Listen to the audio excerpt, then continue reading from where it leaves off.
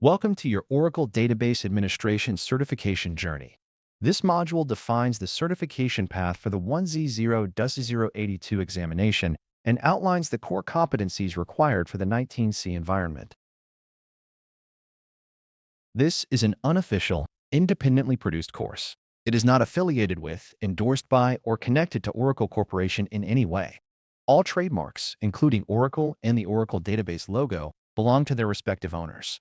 This content is for educational and study preparation purposes only and does not guarantee a passing grade on the certification exam. Achieving the Oracle Certified Professional status is a significant milestone for any database professional as it demonstrates a rigorous understanding of the Oracle ecosystem. In this course, we will navigate through the complexities of database administration by focusing on two primary pillars: SQL proficiency and architectural management. We have structured this curriculum to mirror the official exam objectives, ensuring that you are not just memorizing facts, but building a durable mental model of how the database functions under the hood. By mastering these concepts, you prepare yourself to handle the 72-question exam format with confidence and clarity. Our study approach emphasizes the practical application of theory, which is why we will move from fundamental SQL syntax toward the intricacies of instance management and storage architecture. You will learn to navigate the 19C architecture, starting from the basic background processes and extending into the granular details of parameter files and data dictionary views. We will also address user security, network configuration, and data movement, which are critical domains that carry significant weight in the final assessment. This course is designed to be your primary tool for synthesizing these domains into a cohesive strategy for passing the exam. In preparing for this exam, you must balance your understanding of SQL fundamentals, such as joins, subqueries, and set operators, with the complex administrative tasks required to maintain an Oracle instance. The exam tests your ability to make decisions based on architectural knowledge, such as knowing when to use specific dynamic performance views or how to interpret information in the diagnostic repository. I encourage you to avoid the temptation to skip the theory, as the questions are designed to challenge your grasp of how processes interact within the instance memory and storage structures. Remember that consistency in your practice is more valuable than sporadic, intense study sessions. As we progress through the modules, you will see how each topic builds upon the previous one to create a complete picture of an Oracle Database Administrator's responsibilities. We will cover the lifecycle of data, from its retrieval and manipulation through SQL to its physical storage and protection via backup and recovery strategies. This path is demanding, but it is also highly rewarding for anyone looking to solidify their career in enterprise data management. By focusing on the underlying mechanics of the Oracle server, you will be well equipped to face any scenario the exam throws your way. See you in the next lecture. Welcome back. Today, we begin our deep dive into the Oracle Database Engine by mastering the fundamental syntax of the SQL select statement. We will explore how to retrieve, transform, and manipulate data effectively, setting the stage for all future query operations. The select statement serves as the primary gateway for data retrieval in any relational database management system, and understanding its nuances is non-negotiable for an Oracle professional. At its core, the statement projects specific columns from a table, but in a production environment, you rarely retrieve data exactly as it is stored on disk. By using column aliases, you improve the readability of your output by replacing cryptic database identifiers with clear, descriptive headers that make sense to developers and end users alike. Arithmetic expressions are equally important, allowing you to perform calculations on numeric data directly within the projection clause, which shifts the burden of computation from the application layer to the database engine. When dealing with numbers, remember that standard operator precedence applies, meaning multiplication and division are evaluated before addition and subtraction unless parentheses are used to explicitly define the order of operations. Handling missing information is a foundational skill. In an Oracle SQL, we must explicitly account for null values, which represent an absence of data rather than a zero or a blank space. Any arithmetic operation performed on a null value will ultimately result in a null, a behavior that often surprises those transitioning from procedural programming languages. To present data more informatively, You will often need to use literal character strings, which allow you to inject static labels or textual markers into your result set without altering the underlying table schema. The concatenation operator, denoted by two vertical bars in Oracle, enables the joining of columns or strings into a single, cohesive output column. This is particularly useful when you need to combine first and last names or format a specific reporting string on the fly, ensuring that the presentation layer is decoupled from the raw storage state. Refinement is a critical aspect of data management, and the distinct keyword provides the most direct mechanism for eliminating duplicate rows from a query result set. When you invoke this keyword, the database engine ignores duplicate combinations of the selected columns, ensuring that your report reflects the uniqueness required for your specific business logic. Before you even write a query, however, you need to understand the structural blueprint of your data, which is where the describe command becomes indispensable. By executing this command against a table name, the database returns the metadata, including column data types and nullability constraints, providing the necessary context to construct correct queries without trial and error. Following these naming conventions and consistently using aliasing ensures that your SQL remains maintainable and efficient, preventing the technical debt that arises from writing opaque, undocumented queries. As you build your expertise, viewing these components not as separate commands, but as a unified toolkit will differentiate you from those who simply memorize syntax. Always assume that the database will evolve, and therefore prioritize clarity and standard practices in every query you write today. The ability to project data accurately while respecting the rules of null handling and metadata management is exactly what we certified during the examination process. Focus on these fundamental building blocks now, as they form the bedrock upon which all complex joins, aggregations, and subqueries are eventually built. See you in the next lesson.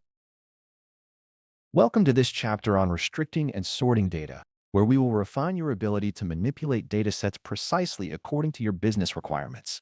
By mastering these techniques, you move far beyond basic queries to become a proficient analyst capable of extracting actionable intelligence from an Oracle database. When we interact with a relational database, we rarely want to see every single row contained within a table. The SQL where clause serves as the primary filter, allowing us to define specific criteria that rows must satisfy to be included in our result set. We employ a suite of comparison operators such as equals, not equals, greater than, or less than to establish these conditions.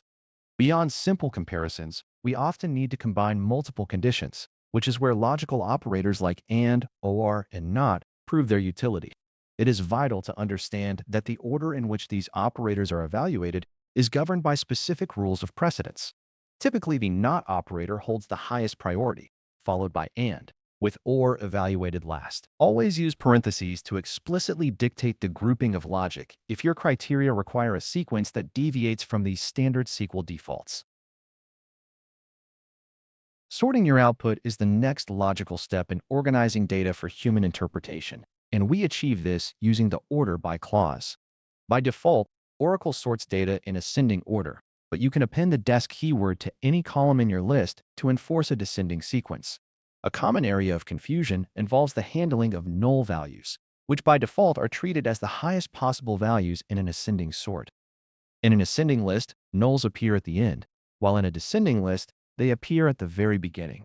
To override this native behavior and normalize your reports, you should utilize the nulls first or nulls last syntax immediately following your column specification. This level of granular control ensures that your reports are consistent and logically aligned with user expectations regardless of sparse data distributions. Writing static SQL scripts is reliable, but there are scenarios where you need the flexibility of runtime input parameters. Oracle SQL Developer and SQL Stas Plus allow us to implement substitution variables by prefixing a variable name with an ampersand character, such as and department ID. When the SQL engine encounters this, it prompts the user for a value at runtime and immediately attempts to substitute that value into the query. If you plan to reuse the same value multiple times without prompting the user repeatedly, you can use the double ampersand approach, known as a persistent substitution variable. Once assigned, you can manage these values using the define command, which effectively creates a memory-based variable for the duration of your session. Furthermore, using the set verify on command is a best practice while developing these scripts, as it displays the original query followed by the final query after the substitution has taken place. Performance is a constraint that every DBA must eventually confront, especially when querying across large datasets. While the where clause naturally reduces the row count, you can also apply the fetch first clause to limit the total number of records returned to a query. This is particularly useful for top-in reporting, such as finding the top 5 earners in a department or the most recent 10 transactions in an audit log. By restricting the result set at the database level rather than filtering it in the application layer, you significantly reduce I/O and network overhead. This optimization is a fundamental skill for any professional performing ad hoc analysis, as it keeps your connection responsive even under heavy system load. Applying these filtering, sorting, and dynamic variable techniques builds an essential foundation for the more complex analytical tasks we will encounter throughout the curriculum. I look forward to seeing you in the next lecture. Welcome back. We are now moving into the domain of single-row functions, a set of tools designed to modify or transform data output during your select queries. Single-row functions are fundamental because they operate on each row returned by a query, rather than processing the entire result set at once as aggregate functions do. In the context of the Oracle database, these functions can be used in the projection clause, the where clause, or even the order by clause. When we talk about character manipulation, functions like upper, lower, and itcap allow you to standardize the casing of your string data, which is essential for ensuring consistency in your reports. If you need to dissect a string, substr provides a slice of a field based on starting and ending positions, while instr returns the numeric position of a specific character within that string. To determine the number of characters in a string, the linkdate function is your primary tool. Using these efficiently allows you to clean up messy data inputs before they reach the end user or a reporting tool. Moving from characters to numerical operations, Oracle provides specialized functions to handle rounding and truncation requirements. The round function performs standard mathematical rounding to a specified decimal place, while trunc simply cuts off the value without rounding, which is useful when you want to enforce precision downwards.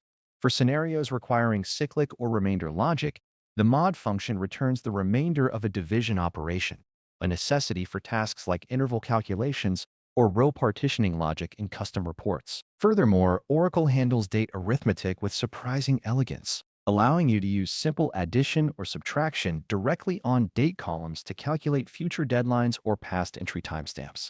Because the database interprets dates as numeric offsets representing days, adding a constant or using functions like addmods integrates naturally into your day-to-day administration tasks. Effective data management often requires you to bridge the gap between different data types, which brings us to the importance of conversion. While Oracle performs implicit data type conversion in many cases, relying on it is a brittle practice that can lead to unexpected errors or performance penalties due to implicit cast overhead. Instead, you should always prefer explicit conversion functions to define exactly how your data should be interpreted by the engine. The tochar function is incredibly versatile, as it allows you to format dates and numbers into specific string patterns using format masks, such as currency symbols or explicit date ordering. Conversely, toDate and toNumber are used to parse string data into internal database structures, ensuring that your inputs match the expected column formats. Mastering these conversions early prevents common runtime exceptions and ensures that your schemas remain robust under varying input streams. See you in our next technical deep dive. Welcome back to the course. We are beginning a new chapter focused on conditional logic and how to handle data anomalies within your SQL queries. In this chapter, we will master the art of conditional expressions to make your queries more dynamic and resilient.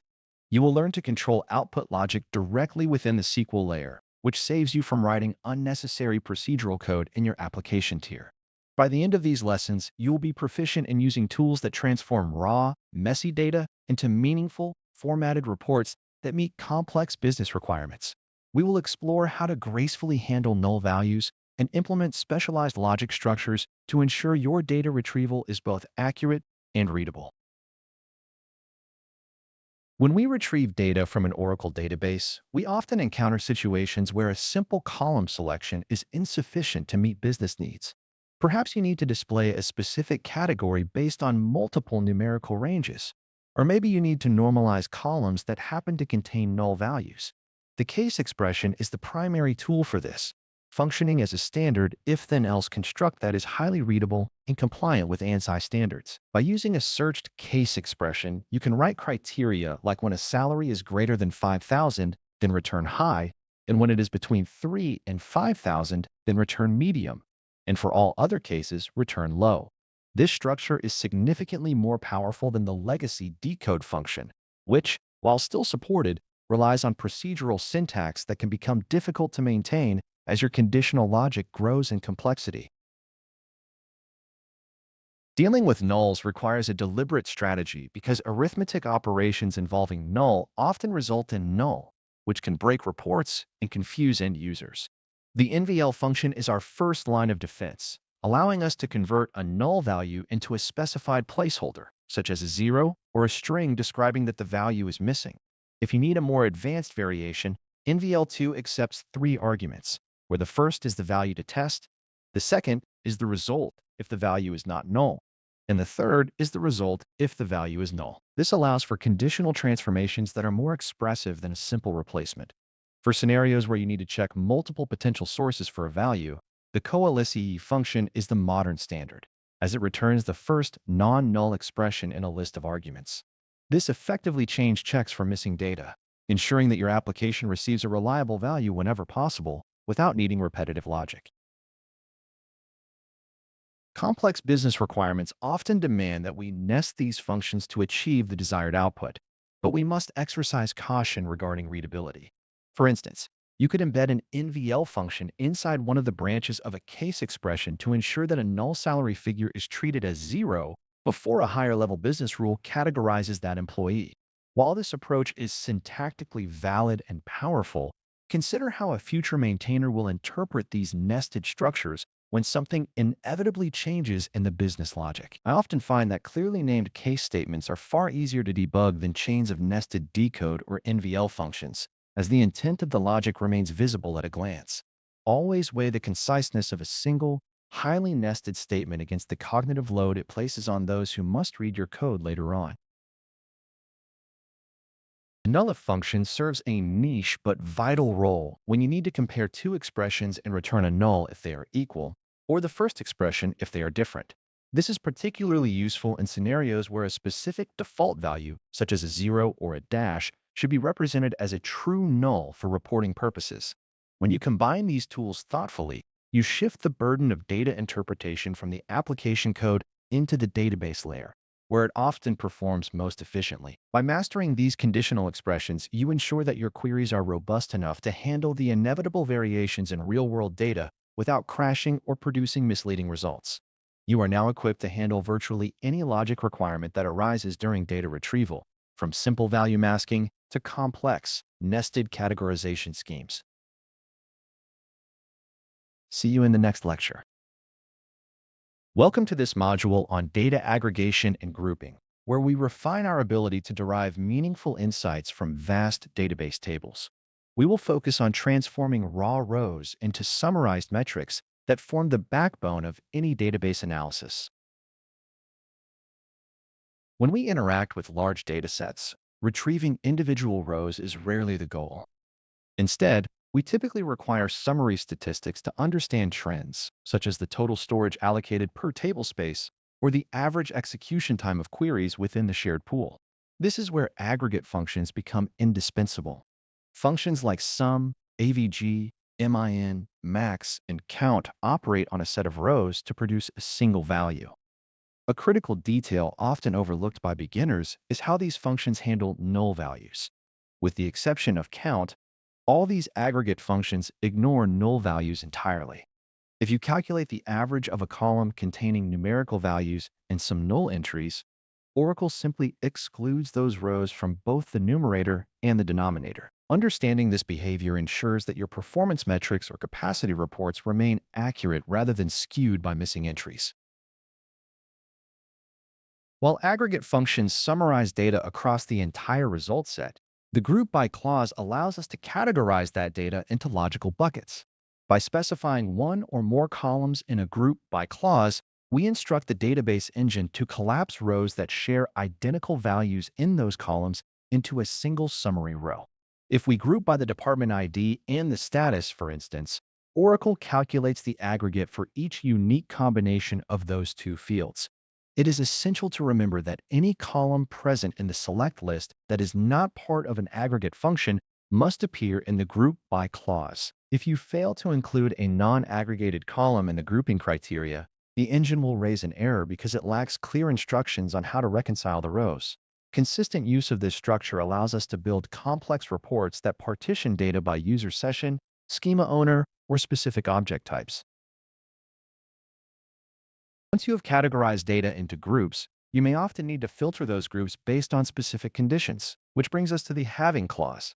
Whereas the where clause filters rows before they are processed or grouped, the having clause filters the resulting groups after the aggregation has occurred.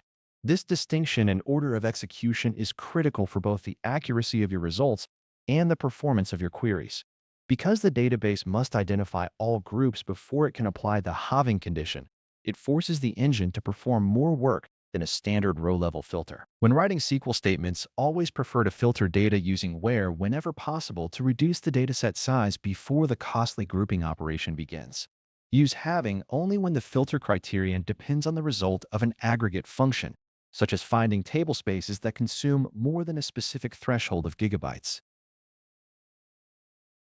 To visualize the workflow, consider the logical processing order of a select statement involving these elements. The database first evaluates the from and join clauses to identify the data source, then applies the where clause to narrow down individual records. Next, it performs the group by operation to partition the surviving rows into result sets defined by your categories. Only after those groups are formed does Oracle compute the aggregate functions like sum or count.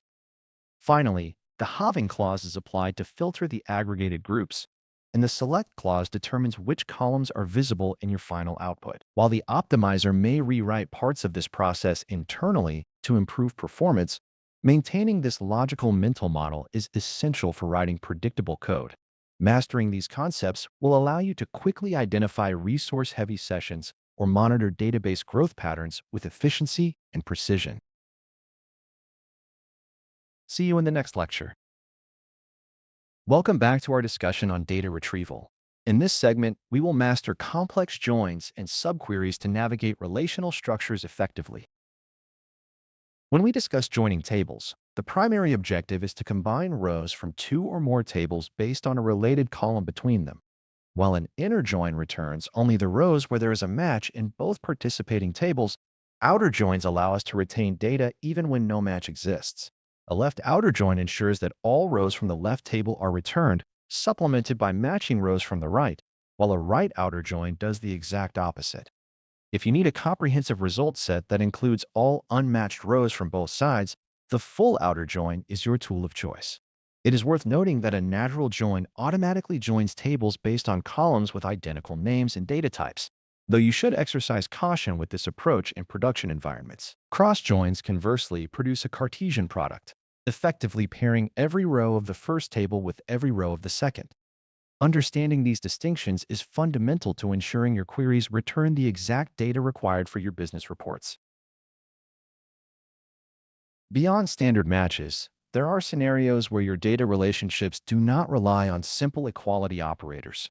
Non-equijoins utilize operators such as greater than, less than, or between, which is particularly useful when comparing a value against a range defined in another table. A classic example is joining an employee table with a salary grade table that defines minimum and maximum thresholds for specific pay bands. Self-joins are equally essential, especially when dealing with hierarchical data, such as an employee table where a column references the employee ID of a manager within the same table. To perform a self-join, you treat the single physical table as two distinct logical entities by using table aliases. This allows you to correlate an employee's row with their manager's row within a single result set effectively. Mastering these techniques allows you to resolve complex organizational structures without needing to restructure your underlying database schema. Subqueries provide an alternative way to break down complex problems by nesting one query within another. A single row subquery returns exactly one value, which is then used by the outer query to filter its results, typically utilizing standard comparison operators. When a subquery returns multiple rows, we must switch to operators like in, any, or all to handle the result set properly.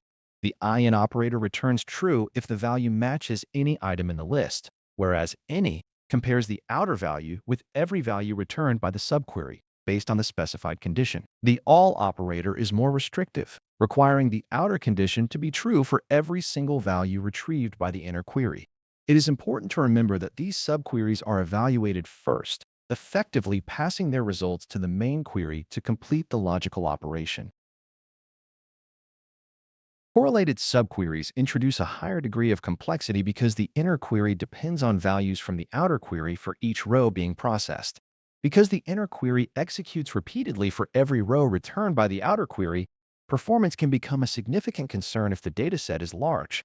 You will frequently see these used in the where clause to perform existence checks, often paired with the exists operator to verify that at least one matching row is found without returning actual data. Furthermore, subqueries can be placed in the from clause, effectively creating a temporary virtual table that the outer query joins against common tables. This capability allows for sophisticated data aggregation and pre-filtering before the final result set is constructed. By strategically moving from simple joins to these advanced subquery patterns, you gain the fine-grained control necessary to solve almost any data retrieval challenge. I look forward to seeing you in the next session. Welcome back. In this chapter, we will explore set operators to combine multiple result sets and complete your SQL fundamentals.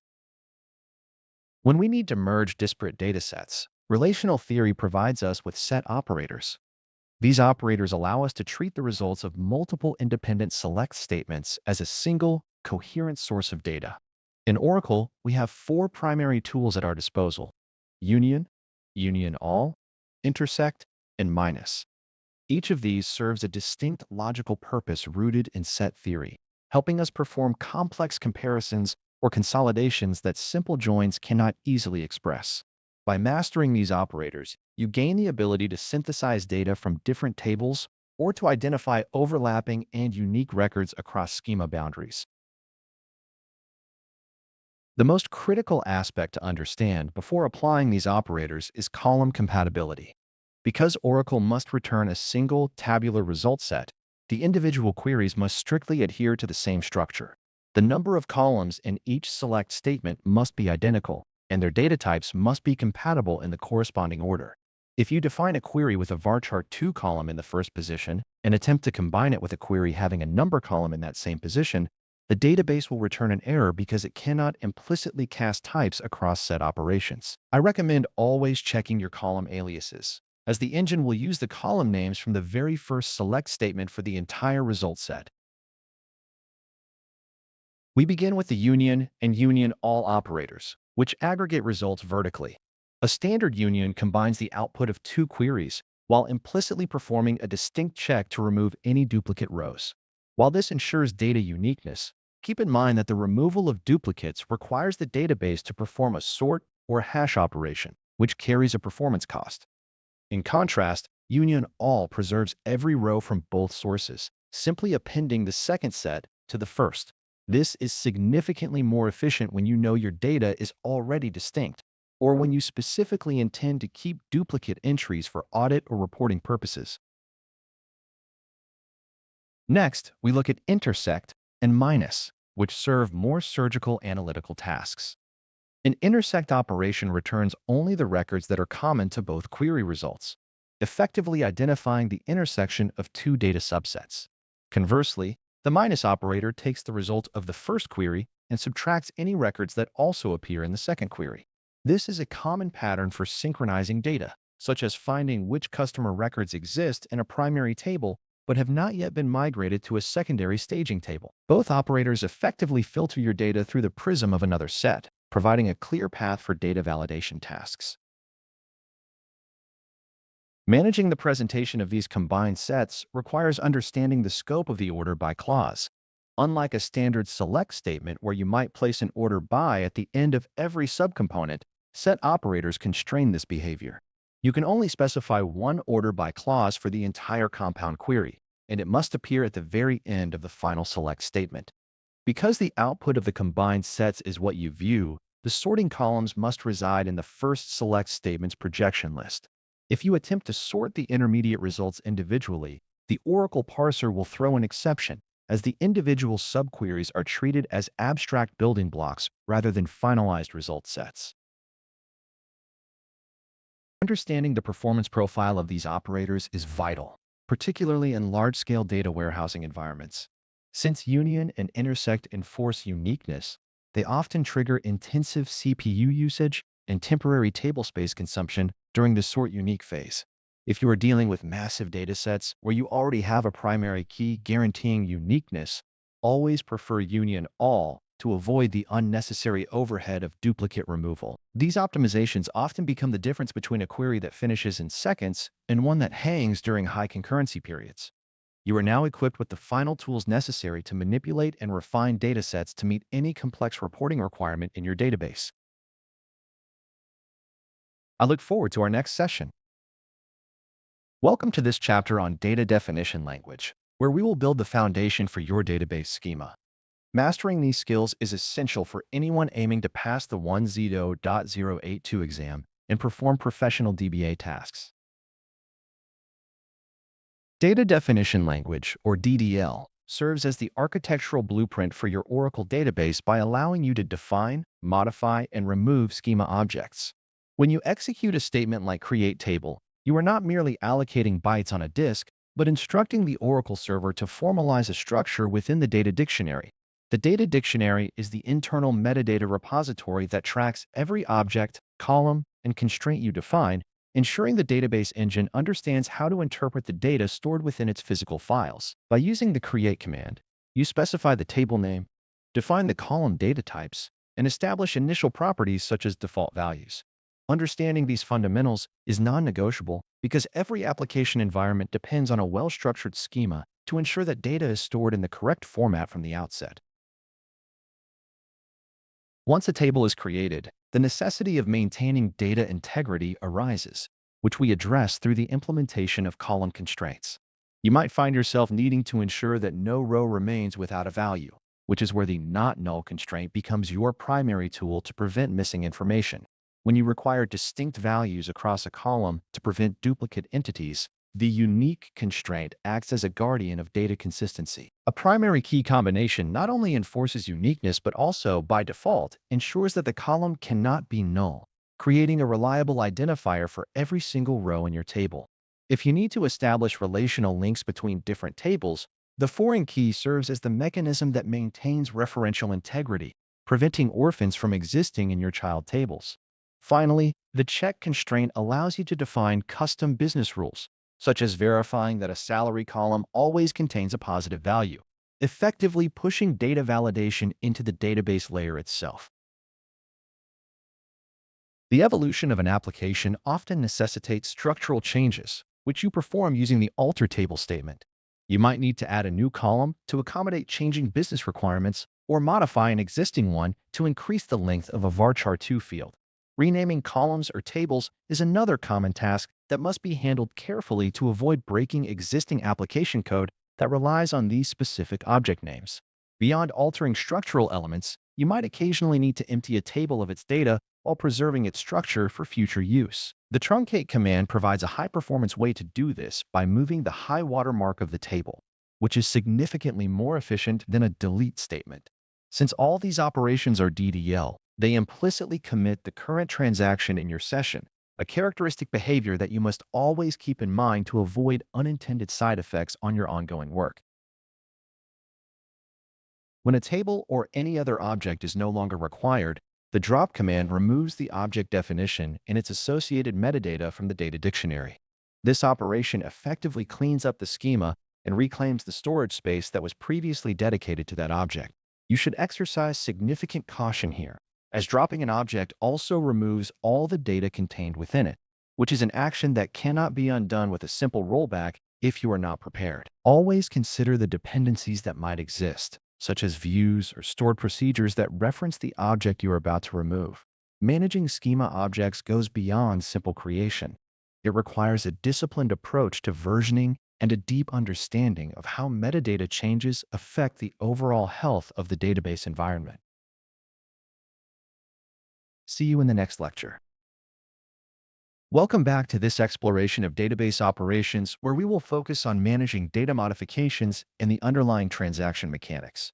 In this session, we will dissect how to safely manipulate rows and preserve data integrity, which remains a cornerstone of any administrative role. Data manipulation language statements form the bridge between stable storage and dynamic information requirements.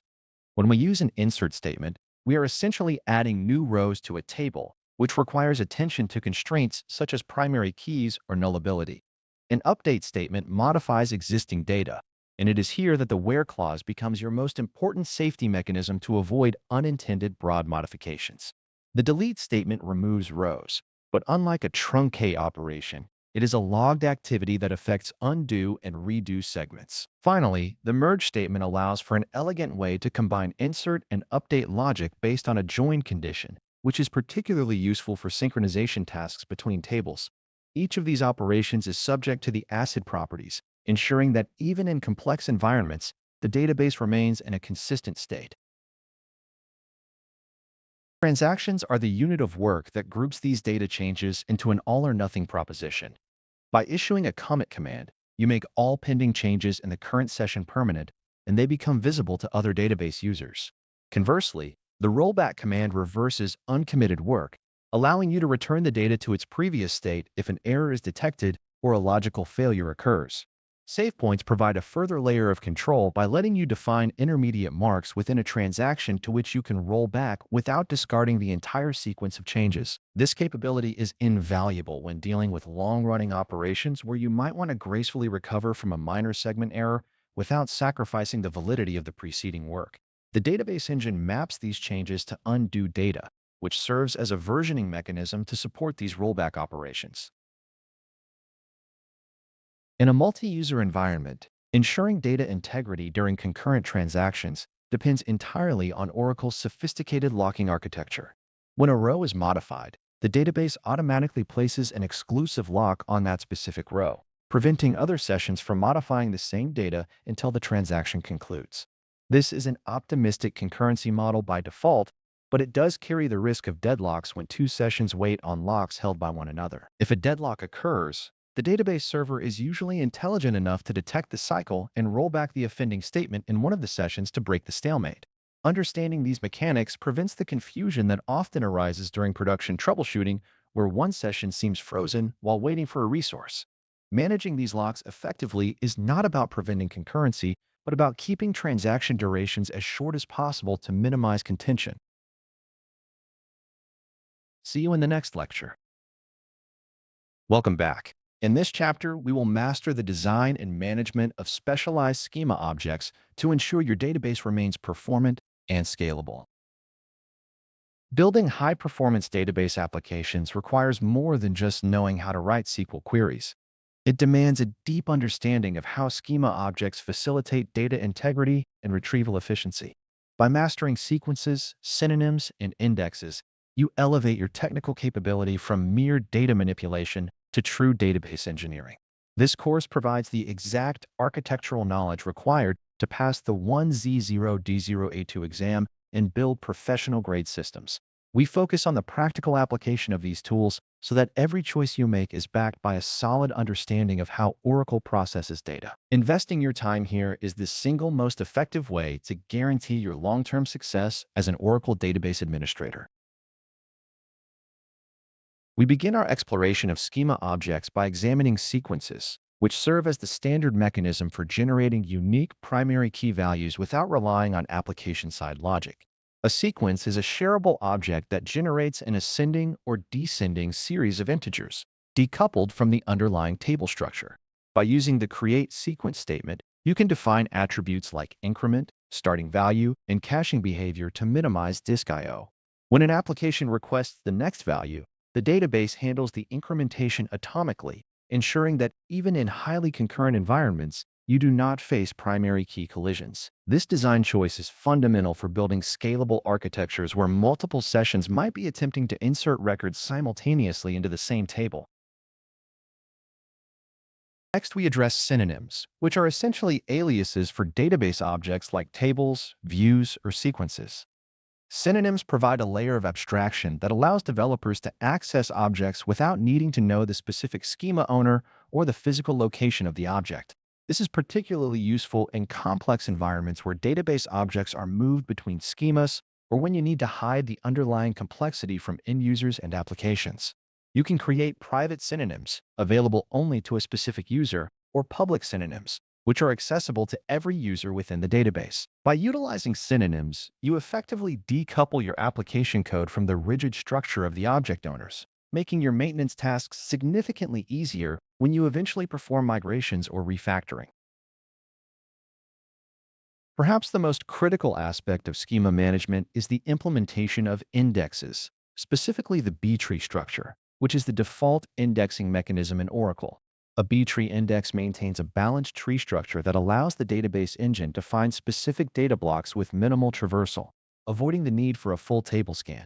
When you execute a select statement with a where clause, Oracle can navigate the index to locate the row significantly reducing the amount of physical I/O required to satisfy the request. However, index management comes with a cost, as every data manipulation language operation, such as an insert, update, or delete, requires the database to update the corresponding index entries. Understanding this trade-off is essential for an administrator, as over-indexing can degrade DML performance, while conversely, under-indexing can result in painfully slow query execution for your users. The life cycle of these objects is not a static process, as an administrator must constantly evaluate whether current indexes and sequences align with evolving application requirements. As data volume grows, you will occasionally need to rebuild indexes to defragment the B-tree structure or drop unused synonyms to simplify the namespace. This ongoing maintenance ensures that your database remains responsive and that the optimizer always has the most efficient path to access the requested data. By thoughtfully applying these specialized schema objects, you minimize latency and reduce wait times, creating a seamless experience for the end user. Remember that every schema object is a strategic tool in your kit for maintaining an efficient, highly responsive, and well-organized Oracle database environment. I will see you in the next lecture. Welcome back to our journey through database administration. Today, we are exploring the concept of views and how they function as a structural layer within an Oracle database. A view is essentially a stored query that behaves like a virtual table, allowing you to encapsulate complex logic behind a simple interface. When you create a view, you are not duplicating the underlying data, but rather creating a window into the tables already present in your schema. This abstraction is incredibly powerful because it hides the complexity of multi-table joins or intricate calculations from the end user or the application layer. Instead of writing long and repetitive SQL statements, developers can query the view as if it were a standard table, which drastically improves code readability and maintainability. From an administrative perspective, this also serves as a robust security mechanism by allowing you to restrict column access. You might have a base table containing employee records with sensitive information like salaries, but by defining a view that excludes those restricted columns, you provide users with the data they need while keeping the rest hidden. When we classify views, we generally distinguish between simple and complex varieties. A simple view is derived from a single base table and does not contain any functions or group data, making it inherently updatable. In contrast, complex views often involve multiple base tables, aggregations, or the use of keywords like distinct, which affects their ability to be updated directly. If you need to perform DML operations such as insert, update, or delete against a complex view, standard SQL restrictions often prevent this because the database cannot reliably map the changes back to the underlying base tables. This is where instead of triggers become essential, as they allow you to define custom logic for how the database should handle modification attempts on restricted views. By explicitly writing these triggers, you regain control over data manipulation, ensuring that the integrity of your schema remains intact even when users interface strictly with view objects. Beyond security and simplicity, Views act as a buffer for schema evolution, which is a common pain point for any database administrator.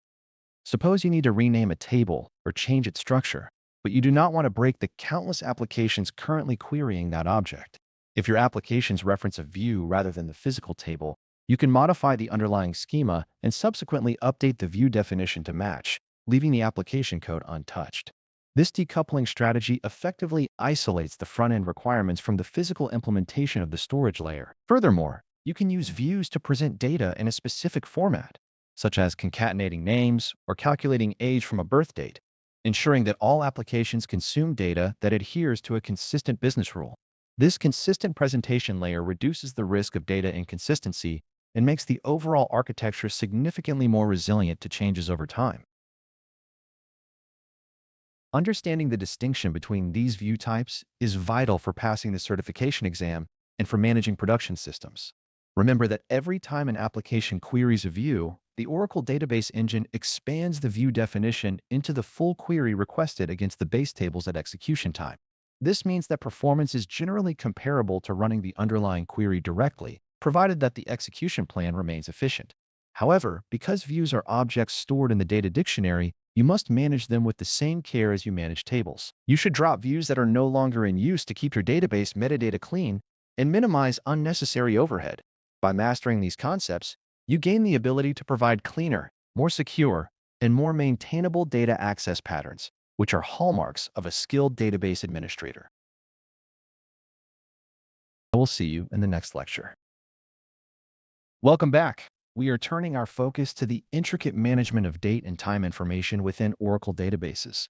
This chapter is essential for mastering how to handle global temporal data accurately through specialized types, interval arithmetic, and region-aware conversion functions. Managing time in a globalized application environment requires more than just storing the current date in a standard column. When your users are distributed across multiple continents, a simple date value becomes insufficient because it lacks the necessary context to determine a specific, universal moment in history. We begin this discussion with the timestamp data type, which extends the capabilities of the traditional date type by providing fractional seconds, offering precision that is essential for high-performance financial or logging systems. Beyond the basic timestamp, Oracle offers the timestamp with time zone type, which includes an explicit offset from Coordinated Universal Time, or UTC, stored directly alongside the data. This means that if a transaction occurs in Tokyo and another in New York, the server retains the specific offset for each, allowing for perfect absolute synchronization regardless of the client location. By utilizing these types, you ensure that your database records are not merely static points in time, but are instead fully qualified temporal events that respect the realities of global geography. When we transition to timestamp with local time zone, the database handles things slightly differently, as it normalizes the input to the database time zone before storage. When a user queries this data, the database automatically converts the stored value to the current session time zone, effectively shielding the application layer from the complexities of regional adjustments. This is often the preferred choice when you want the server to manage the display logistics based on whoever has currently retrieved the row. In conjunction with these data types, we must also master the interval data types, specifically interval year to month and interval data second. These types allow us to perform rigorous date arithmetic, such as calculating the lapse between two events or adding a precise duration to an existing timestamp without manual calculation errors. Writing robust code means understanding that date arithmetic is rarely straightforward, as it must account for leap years, variations in month lengths, and the sudden shift introduced by daylight saving time rules that vary by jurisdiction. Conversion functions provide the bridge between these disparate temporal formats, and managing them effectively is a core skill for any database professional aiming for certification. The AT time zone clause is your primary tool for projecting a timestamp into a specific regional context, allowing you to quickly visualize what time an event occurred in a different part of the world. Meanwhile, the from_pz function allows you to construct a timestamp with time zone value from a base timestamp and a character string representing an offset, which is frequently used when ingesting data from external systems. If you fail to manage your session time zone settings correctly, you will find that your results vary wildly depending on where the connection originated, leading to significant inconsistencies in reporting. Every developer should cultivate the habit of validating their session environment using commands that check the current session time zone settings before performing high-stakes time-based analysis. Precision here is not just a technical requirement, but a baseline necessity for maintaining audit trails that remain compliant and accurate in multinational operations. Understanding how these elements interact allows you to build systems that scale across borders without needing extensive custom application-side logic for time conversion. By pushing this complexity down into the database layer, you leverage Oracle's highly tested and standardized temporal engines to perform the heavy lifting. This separation of concerns simplifies your application code substantially, as the database becomes the single source of truth for all time-based business rules, regardless of where the client resides. As you internalize these concepts, observe how changing your session parameter affects your query outputs in real time, as this direct feedback loop is the best way to solidify your grasp on the underlying mechanics of global time synchronization. Keep experimenting with the interaction between standard timestamps and those enriched with zone offsets, as this represents one of the most common stumbling blocks in distributed database design. The ability to manipulate these values reliably is what distinguishes a competent database administrator from one who struggles with the nuances of regional data integrity. We will carry these principles into our broader exploration of database architecture. Welcome to this new chapter, where we will explore the fundamental building blocks of the Oracle database architecture to build your technical confidence. By the end of this module, you will possess a clear, professional-grade understanding of how the internal components of Oracle work together to manage data. Welcome back. To understand Oracle database administration, one must first clearly distinguish between the database and the instance. The database is a collection of physical files, specifically control files, data files, and redo log files, stored on disk. When we talk about an instance, we are referring to the set of memory structures and background processes that access those files. You can think of the database as the book sitting on a shelf, while the instance is the reader, the lamp, and the desk required to actually engage with the content. This distinction is critical because, in many scenarios, an instance can be started and stopped without the data files moving or changing at all. Managing an Oracle database effectively is essentially the art of managing this relationship between volatile memory, active processes, and persistent storage. At the heart of the instance is the System Global Area, commonly referred to as the SGA. This is a shared memory region that contains data and control information for the entire database instance. Within the SGA, the database buffer cache holds copies of data blocks from the data files, allowing the engine to manipulate data in memory before writing it back to disk. The shared pool stores parsed SQL statements and data dictionary information, which helps avoid redundant compilation of code. Additionally, the large pool provides memory for operations like RMAN backups or parallel query execution, while the redo log buffer holds transaction changes before they are committed to the redo log files. Finally, the Java pool acts as a dedicated memory area used by the Java virtual machine for any Java-based code executed within the server. While the SGA is shared, the Program Global Area, or PGA, serves a different purpose by being private to each server process. When a user connects to the database, a server process is created on their behalf, and this process requires its own memory to perform sorting, hashing, and session-specific operations. This memory region is not used to share data between users, but rather to isolate the work of one transaction from another. The PGA manages the sorting of data during complex operations and holds information about the user session, such as private SQL areas. Because the PGA is allocated when a process starts, monitoring its size is just as important as monitoring the SGA to ensure that the operating system does not run into resource exhaustion. To visualize how these components interact, consider what happens when a user submits a query. A connection request is handled by a listener, which eventually hands off the user session to a server process.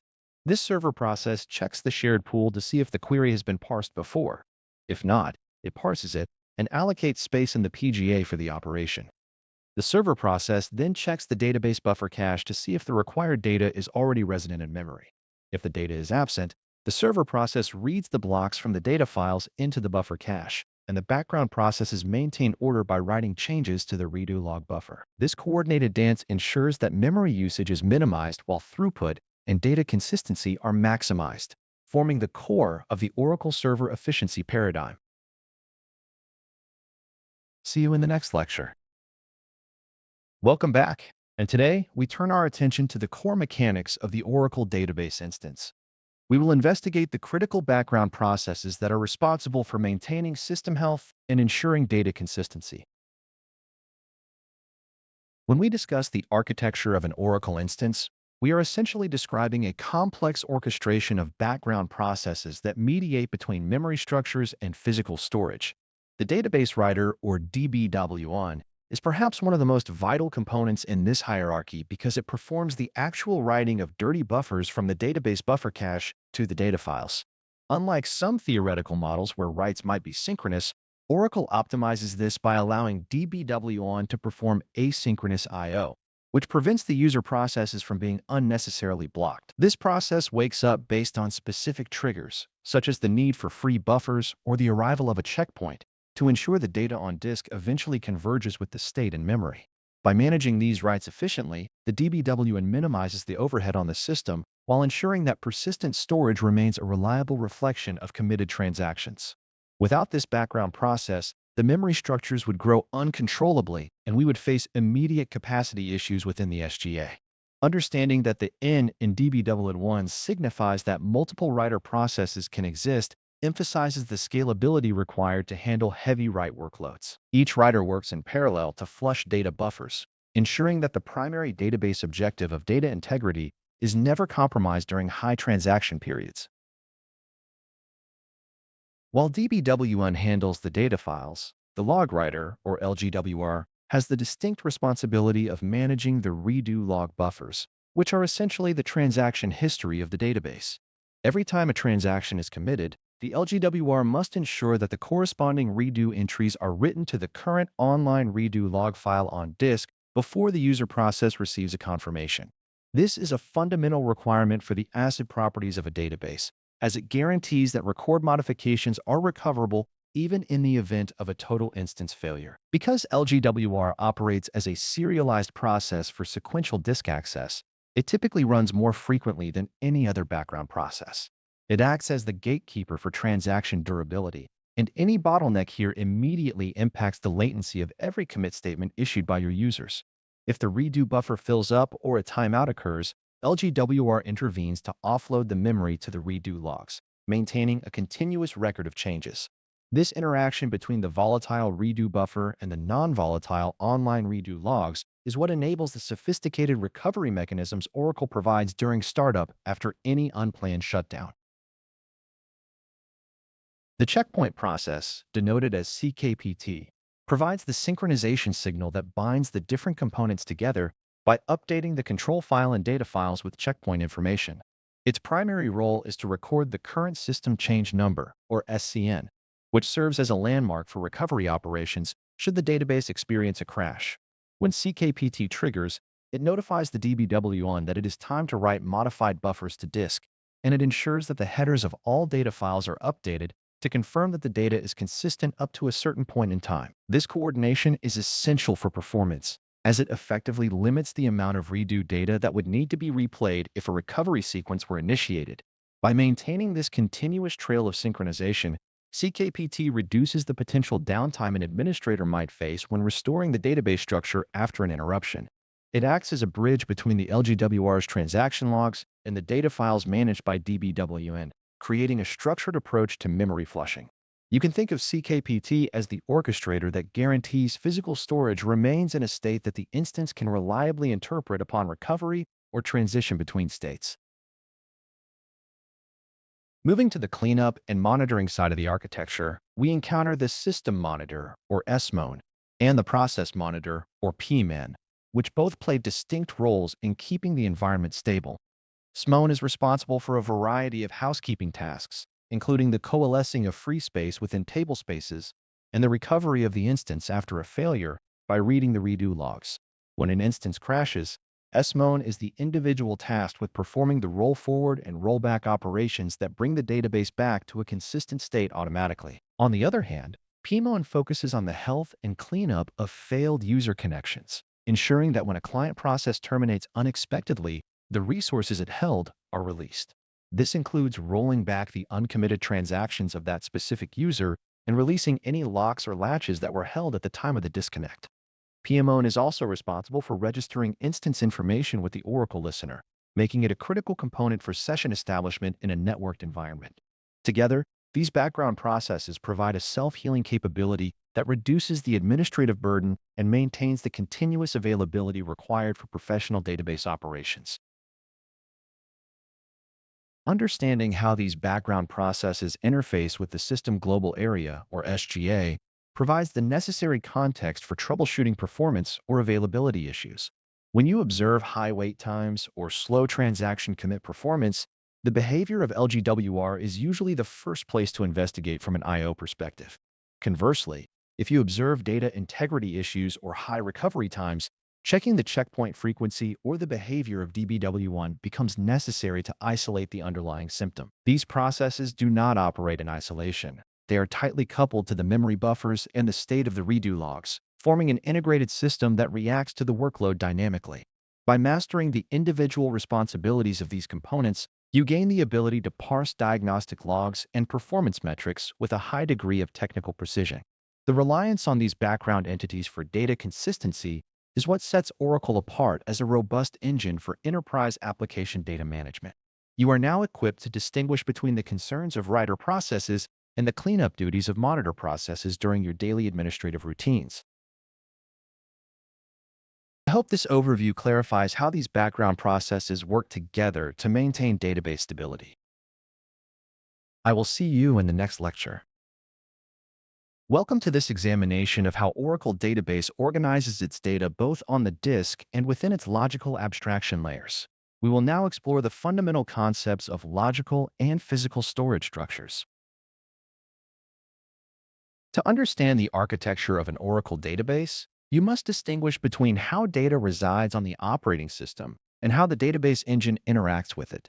Physical storage is concrete, consisting of the files stored on your server's disk, such as data files, control files, and online redo log files.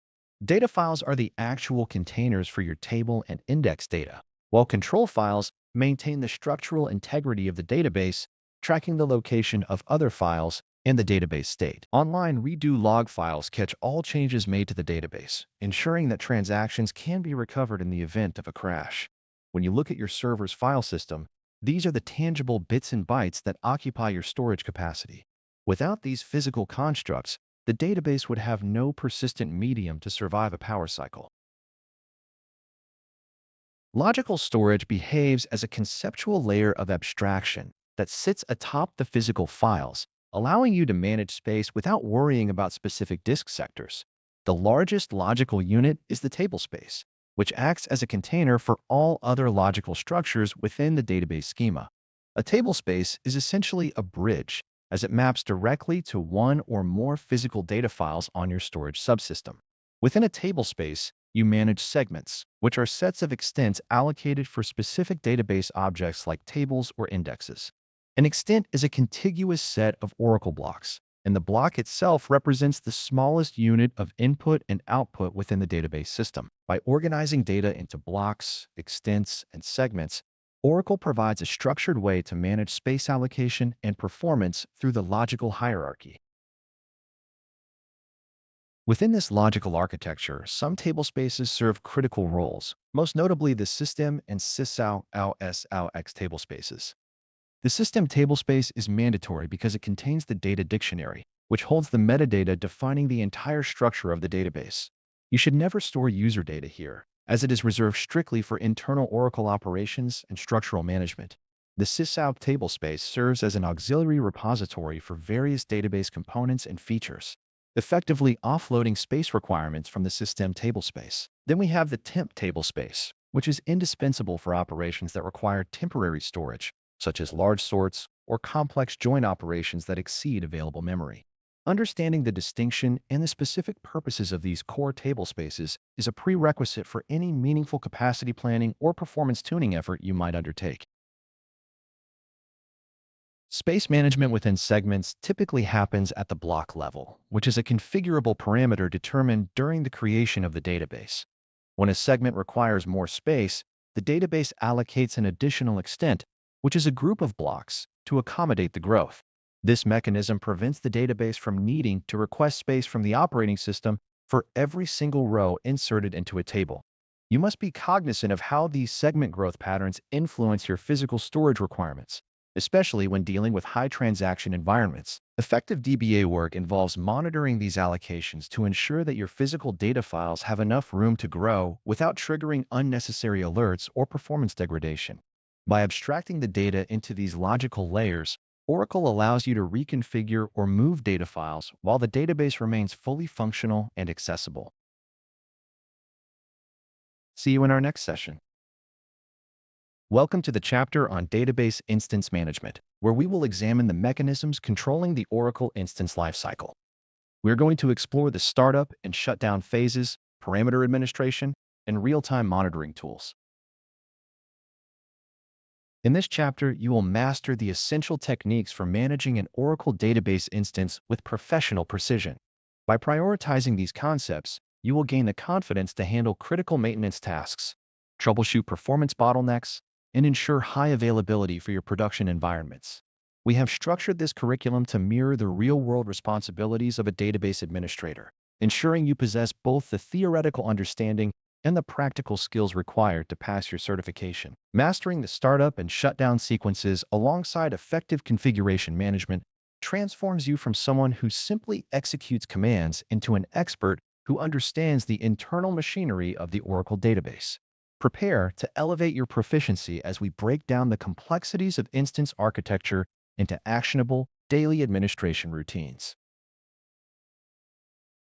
Managing the lifecycle of a database instance begins with understanding the distinct stages of the startup process, which transition the server from a dormant state to full operational readiness. When you issue a startup command without arguments, the database proceeds through three primary states: no mount, mount, and open. In the no mount state, the instance allocates the system global area and starts the background processes, relying exclusively on the initialization parameter file to locate the control files. Transitioning to the mount state allows the instance to associate with the database by reading the control files, which contain the physical structure metadata required to verify data files and redo log files. Finally, the open state signals that the database is ready for user connectivity, as the online redo logs and data files are checked for consistency and open for transactions. Each of these phases serves as a gatekeeper, and failing to reach the open state often provides specific diagnostic clues regarding missing files or misconfigured parameters. Understanding this sequence is vital because it dictates how you intervene when a database fails to start due to corruption, missing redo logs, or configuration errors. Shutting down an instance requires an equally disciplined approach, categorized by the level of urgency and the impact on existing user sessions. A normal shutdown prevents new connections and waits for all active sessions to disconnect gracefully before closing the database and stopping the instance. When you choose the transactional method, Oracle allows existing transactions to commit before terminating them, which is a safer middle ground for production environments that need to ensure data integrity during maintenance. An immediate shutdown performs a rolling rollback of uncommitted transactions, disconnects sessions, and closes the database, which is often the preferred choice for administrators who need to clear the environment quickly but safely. The abort option is the final resort, functioning like a power-off command that bypasses normal cleanup procedures and forces the instance to crash start the next time it begins. You must treat the abort option with extreme caution, as it necessitates instance recovery upon the subsequent startup, which can temporarily impact performance while the redo logs are applied to synchronize the data. Configuration of the instance hinges on the initialization parameter file, which can exist as a traditional P file or a binary SP file. A P file is a static text file that requires an instance restart to apply changes, making it less flexible in a dynamic production environment where uptime is a primary concern. Conversely, an SP file is a persistent binary format that resides on the server, allowing you to modify parameters dynamically using the alter system command without needing to bounce the entire instance. Oracle prioritizes the SP file by default, and this functionality is crucial for adjusting performance settings or memory allocation on the fly. When you modify a parameter, you must distinguish between those that take effect immediately and those that require a restart, denoted by the SCS modifiable column in the relevant data dictionary views. This distinction is a recurring test topic because it highlights the necessity of tracking configuration changes precisely to avoid unintended downtime. Always maintain a backup of your current parameter configuration, as a single typographical error in a volatile parameter can prevent a database from restarting entirely. Real-time monitoring and diagnostics are supported by internal features like dynamic performance views, often referred to as VR views, and the automatic diagnostic repository. Dynamic performance views are specialized tables that contain memory-resident data updated constantly as the system performs work, providing you with a live window into current database activity. These views, such as VS Session or VS System Event, are essential for identifying active processes, log contention, and wait events that indicate potential performance degradation. Complementing these views, the automatic diagnostic repository provides a unified, structured location for alert logs and trace files that record critical errors in server processes. The alert log is the heartbeat of your instance, capturing significant events such as successful startups, memory resizing, or internal process failures that warrant your immediate attention. By mastering the navigation of the ADR and the interpretation of VDR views, you shift from a reactive stance to a proactive management style, where you anticipate issues before they escalate into service outages. See you in the next lecture. Welcome back. Let's explore the primary interfaces used to manage an Oracle database.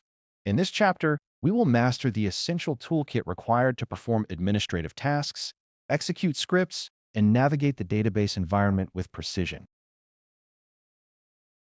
Oracle Database 19c provides several entry points for administration, and choosing the right one often depends on whether you are working in a command line environment or require a graphical user interface. SQL Staff Plus serves as the ubiquitous command line interface, having been the standard tool for decades due to its reliability and presence on virtually every Oracle installation. It is particularly useful for scripting, automation, and basic administrative tasks where graphical overhead is undesirable or unavailable. SQL Developer, on the other hand, is a full-featured integrated development environment that provides a much richer experience for users who prefer point-and-click operations. It simplifies the process of schema object management, query execution, and performance monitoring by abstracting complex SQL commands into intuitive menus and dashboards. When you need to manage your database, understanding the strengths and limitations of both these tools is critical for building a professional administration workflow. Oracle Enterprise Manager Express, commonly referred to as OEM Express, offers a lightweight, browser-based management console that is particularly useful for monitoring system health and configuring database parameters. Unlike the full Enterprise Manager Cloud Control, the Express version is built directly into the database installation, making it highly portable and ready to use without additional complex infrastructure. It provides a visual representation of performance metrics, active sessions, and storage allocation, which can be invaluable when debugging issues under pressure. While these tools differ in their presentation, they all share a common need for secure, authenticated access to the database instance. Regardless of whether you are connecting via a local machine or a remote network connection, you must always ensure that connections are established through authorized user accounts with appropriate privileges. Secure access practices, such as using encrypted connections and adhering to the principle of least privilege, are non-negotiable components of your administrative habits.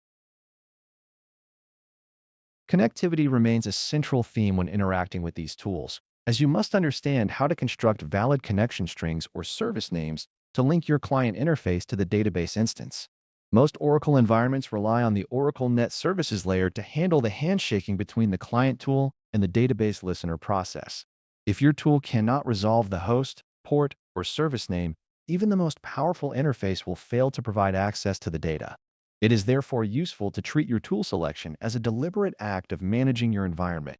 Use SQL DASOC Plus for lightweight, repeatable scripts that need to run in background jobs or cron tasks. and use SQL Developer or OEM Express for explorative tasks that benefit from visual feedback. By mastering these interfaces, you ensure that you are not just executing commands, but are actively engaging with the database in the most efficient manner possible. You will gain the interface proficiency required for all subsequent administrative duties, ensuring you have the right toolset for managing configuration, performance, and user security. Talk to you later. Welcome back. In this session, we will synthesize our knowledge of the Oracle database architecture by tracing the intricate relationships between memory, background processes, and physical storage. To understand the Oracle architecture comprehensively, we must look at how the instance interacts with the physical database files. At the heart of this integration lies the System Global Area, or SGA, which acts as the shared memory buffer where data blocks and control information reside before being committed to disk. When a user executes a transaction, the SQL statement is parsed and placed into the library cache, while the actual data modification occurs in the database buffer cache. The database writer process periodically flushes these modified or dirty buffers to the data files, while the log writer process ensures that redo information is flushed to the online redo logs. This decoupling of memory and disk operations is fundamental to the database's performance and its ability to maintain ACID properties even during unexpected failures. By observing how these components function in concert, we begin to see that a database is not just a collection of files, but a dynamic, living system of processes managing state. The life cycle of a transaction provides the most practical lens through which to view these architectural connections. When a data change is requested, the instance generates a change vector in the redo log buffer, ensuring that the operation is recorded linearly for future recovery needs. Only after the redo log buffer is successfully hardened to the online redo logs on disk is the transaction considered committed. Meanwhile, the actual data block in the buffer cache remains in a dirty state, marked for later convergence with the physical data file. This deliberate delay, governed by the checkpoint process, allows the database to minimize I/O overhead while guaranteeing consistency. If an instance failure occurs before the data blocks are written to the main data files, Oracle uses the redo logs and the control file to replay the missing operations during the startup phase. This recovery mechanism is only possible because the redo logs preserve the chronological sequence of modifications that the data files have not yet incorporated. Control files and redo logs essentially act as the structural anchors for the database's integrity. The control file serves as a binary map, tracking the physical location of all data files and redo log files, along with the current log sequence number and checkpoint information. Without it, the database engine would essentially be unable to mount itself, as it would lack the metadata required to verify physical consistency or identify where to begin the recovery process. Redo logs, conversely, are the recovery engine's primary source of truth, containing records of every modification made to the data. By reviewing these concepts now, we reinforce the understanding that Oracle's resilience is not a feature added on top, but a consequence of these critical, interconnected components. Managing an Oracle database is ultimately about understanding this flow of data and ensuring that the configuration parameters properly support these underlying processes under varying workloads. See you in our upcoming exploration. Welcome back to the course. In this chapter, we explore how initialization parameters govern the behavior and memory consumption of your Oracle database instance. The Oracle database instance behaves like a complex machine, and the initialization parameters are the configuration settings that define its operational parameters.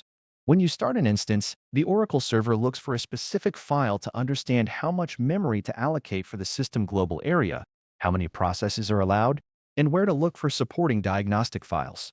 Historically, DBAs use static text files known as P files, which required a manual restart for any change to take effect. Today, the server parameter file, or SP file, is the industry standard because it resides on the server side and allows for persistent, dynamic modifications. Understanding the distinction between these two formats is fundamental to passing your certification exam and operating a stable environment. A misconfigured parameter file can prevent an instance from mounting or cause severe performance bottlenecks under load. Therefore, we must master how to inspect, modify, and maintain these settings to ensure alignment with our hardware and workload characteristics. When the database instance initiates its startup sequence, it follows a specific search order to locate the initialization file. It first looks for a platform-specific SP file that includes the database name, typically formatted as spef file si.ora. If that is not discovered in the default location, it searches for a generic SP file, and failing that, it falls back to a plaintext P file. Managing these files is usually done through SQL commands rather than direct text editing, especially when using SP files. You can create an SP file from an existing P file using the create SP file from P file command, and vice versa. This capability is exceptionally useful during migration or when you need to audit parameter files for compliance. The SP file is a binary structure, meaning you should never attempt to modify it with a text editor because you risk corrupting the file, which would render your database unable to start. Instead, utilize the Oracle SQL interface to safely manage these configuration changes. The most critical distinction for a DBA is knowing how to handle parameter changes via the alter system command. Some parameters are dynamic, meaning changes take effect immediately without requiring you to cycle the database instance. When you execute an alter system statement, you can specify whether the change applies only to the current memory instance, the SP file, or both.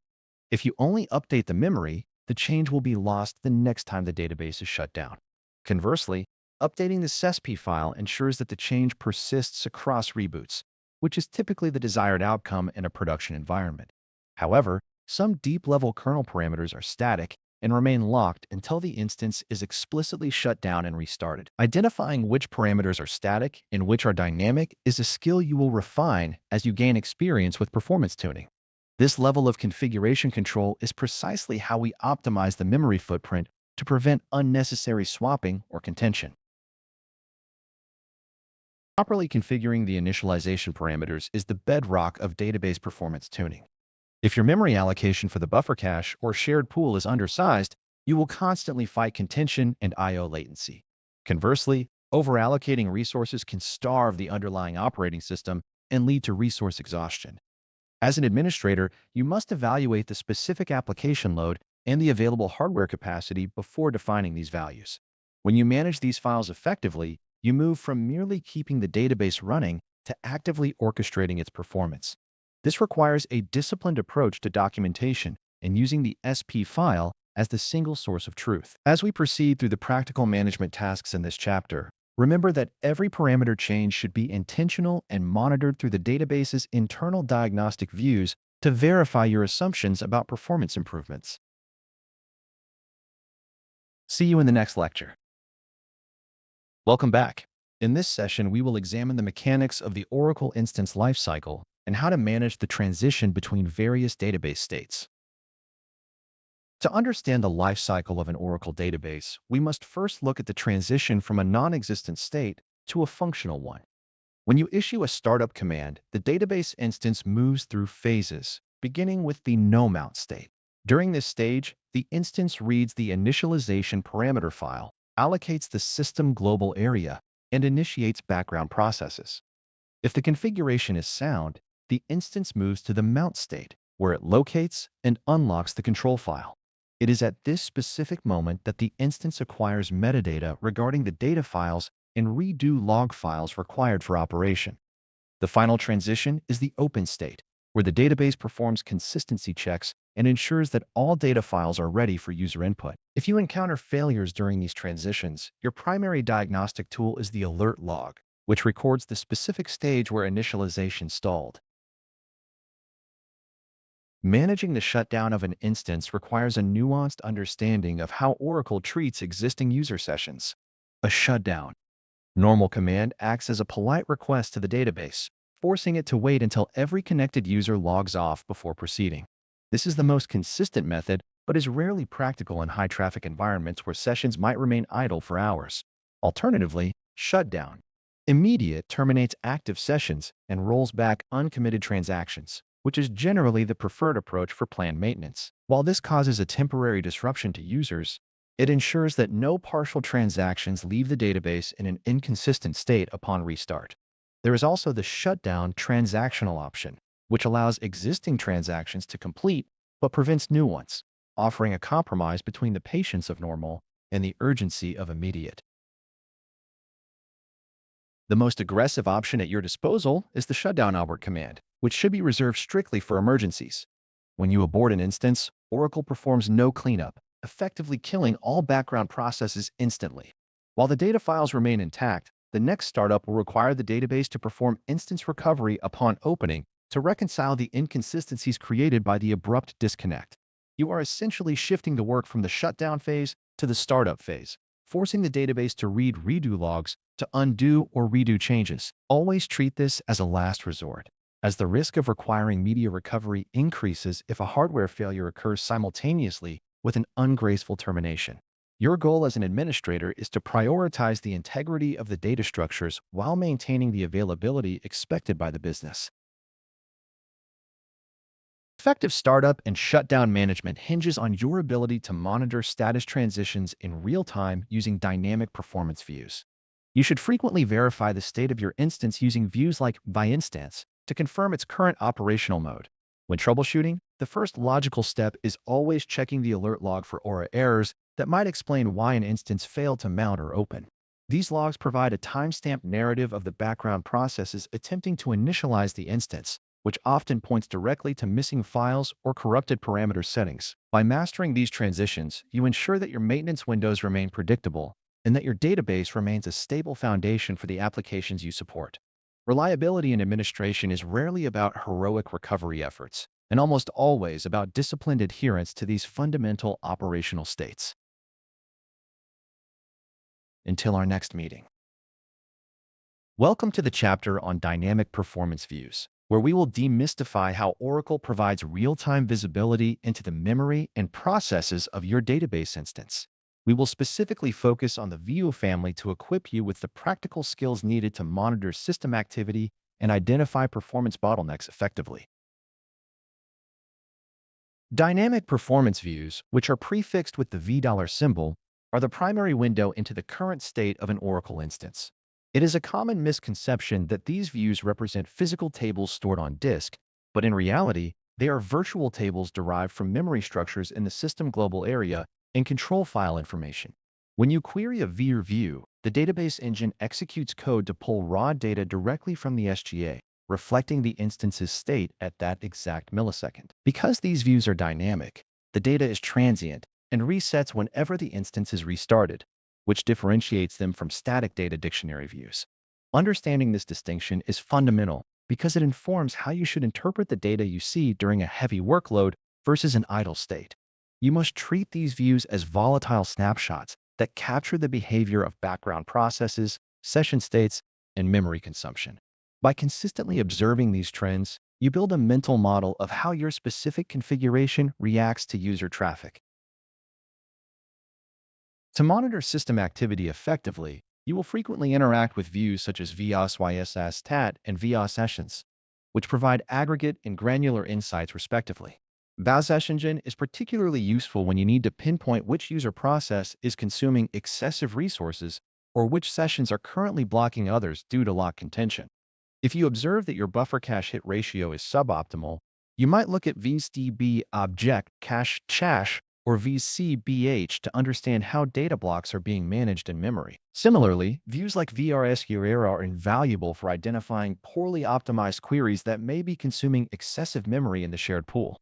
When you query these views, you are essentially asking the database to perform a real-time inspection of its internal housekeeping mechanisms. These metrics are not just numbers to be ignored. They are proactive signals that allow you to intervene before a bottleneck impacts the end-user experience. Integrating these queries into your regular diagnostic routine is what separates a reactive administrator from one who maintains high availability. Capacity planning relies heavily on your ability to synthesize data from these dynamic snapshots over an extended period. For instance, by checking VOSGASTAT, you can monitor the allocation of memory across different components, such as the fixed area, the buffer cache, and the shared pool. If you notice a consistent trend of high memory pressure in specific areas, it signals the need for adjustment to your initialization parameters to better suit your workload's memory usage patterns. Furthermore, monitoring input-output operations through VDOT-FileStat and VDOT-TeepStat allows you to detect disk I/O hotspots that might necessitate balancing your workload across different data files or tablespaces. This exercise is not about memorizing the columns of every single view, but rather about learning how to correlate the information provided by these views to tell a coherent story about system health. Once you master the relationships between these instances, processes, and memory pools, you gain the ability to pinpoint performance degradation with surgical precision. Beyond simple monitoring, these views are the backbone of your troubleshooting toolkit when standard logs are insufficient. When you encounter a performance spike, the first inclination should not be to adjust parameters blindly, but to examine the wait events visible through views like VR session wait. This particular view reveals exactly what a process is doing while it is not executing SQL, such as waiting for a write to complete or waiting for a specific latch. Understanding the nature of these wait events prevents you from misinterpreting a slow application as a database configuration error when it might actually be an I/O latency issue. By consistently correlating system activity with these waits, you move away from guesswork and toward an evidence-based approach to performance tuning. Developing this level of familiarity with the instance internals provides the confidence required to maintain robust, high-performing database environments. See you in the next lecture. Welcome back. Let's begin our exploration of the Oracle Automatic Diagnostic Repository, often referred to as the ADR. Managing a production database requires a disciplined approach to troubleshooting, and the Automatic Diagnostic Repository is the architectural cornerstone of this discipline. When an error occurs or the database encounters a failure, you need a centralized, structured way to access diagnostic information, rather than hunting through loosely organized text files on the operating system. The ADR serves as a file-based repository that stores diagnostic data such as alert logs, trace files, and incident dumps, all managed in a way that respects the complexity of modern Oracle instances. By standardizing where this information resides, Oracle ensures that administrators have a predictable path for investigating Aura errors and other critical system states. Understanding the layout and the tools used to interact with this repository is fundamentally about reducing the time to resolution, which is a key metric in any high-availability environment. At the core of the ADR configuration is the ADR base directory, which serves as the root location for all diagnostic data, and it is controlled by the diagnostic dest initialization parameter. When you set this parameter, you define the hierarchy where the database creates subdirectories for different instances, components, and even disparate products within the Oracle home. Within this base, each instance has its own unique ADR home, typically following a specific path structure that includes the product, component, incident, and trace directories. Trace files are usually generated by background processes or server processes to record execution details, while the alert log acts as a chronological record of major events, such as startup, shutdown, or structural changes to the database. Incident dumps provide a point-in-time snapshot of the database state, which is essentially invaluable when you're faced with a critical failure that requires an immediate deep dive. While the ADR is ultimately composed of files on the disk, you should generally strive to avoid manually traversing these directories with standard operating system commands like ls or grep.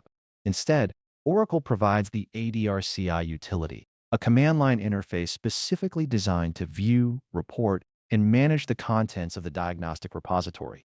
This tool allows you to perform complex tasks such as filtering incident logs, querying the alert log without loading a massive text file into a viewer, or packaging diagnostic data for submission to Oracle support. Using ADR-CI ensures that you are interacting with the diagnostic data in a manner that is supported and consistent, especially when dealing with incidents that span multiple diagnostic files. It also allows for the automated cleanup of older files, which prevents the file system from filling up with diagnostic clutter, a common administrative oversight that can lead to unexpected database hangs.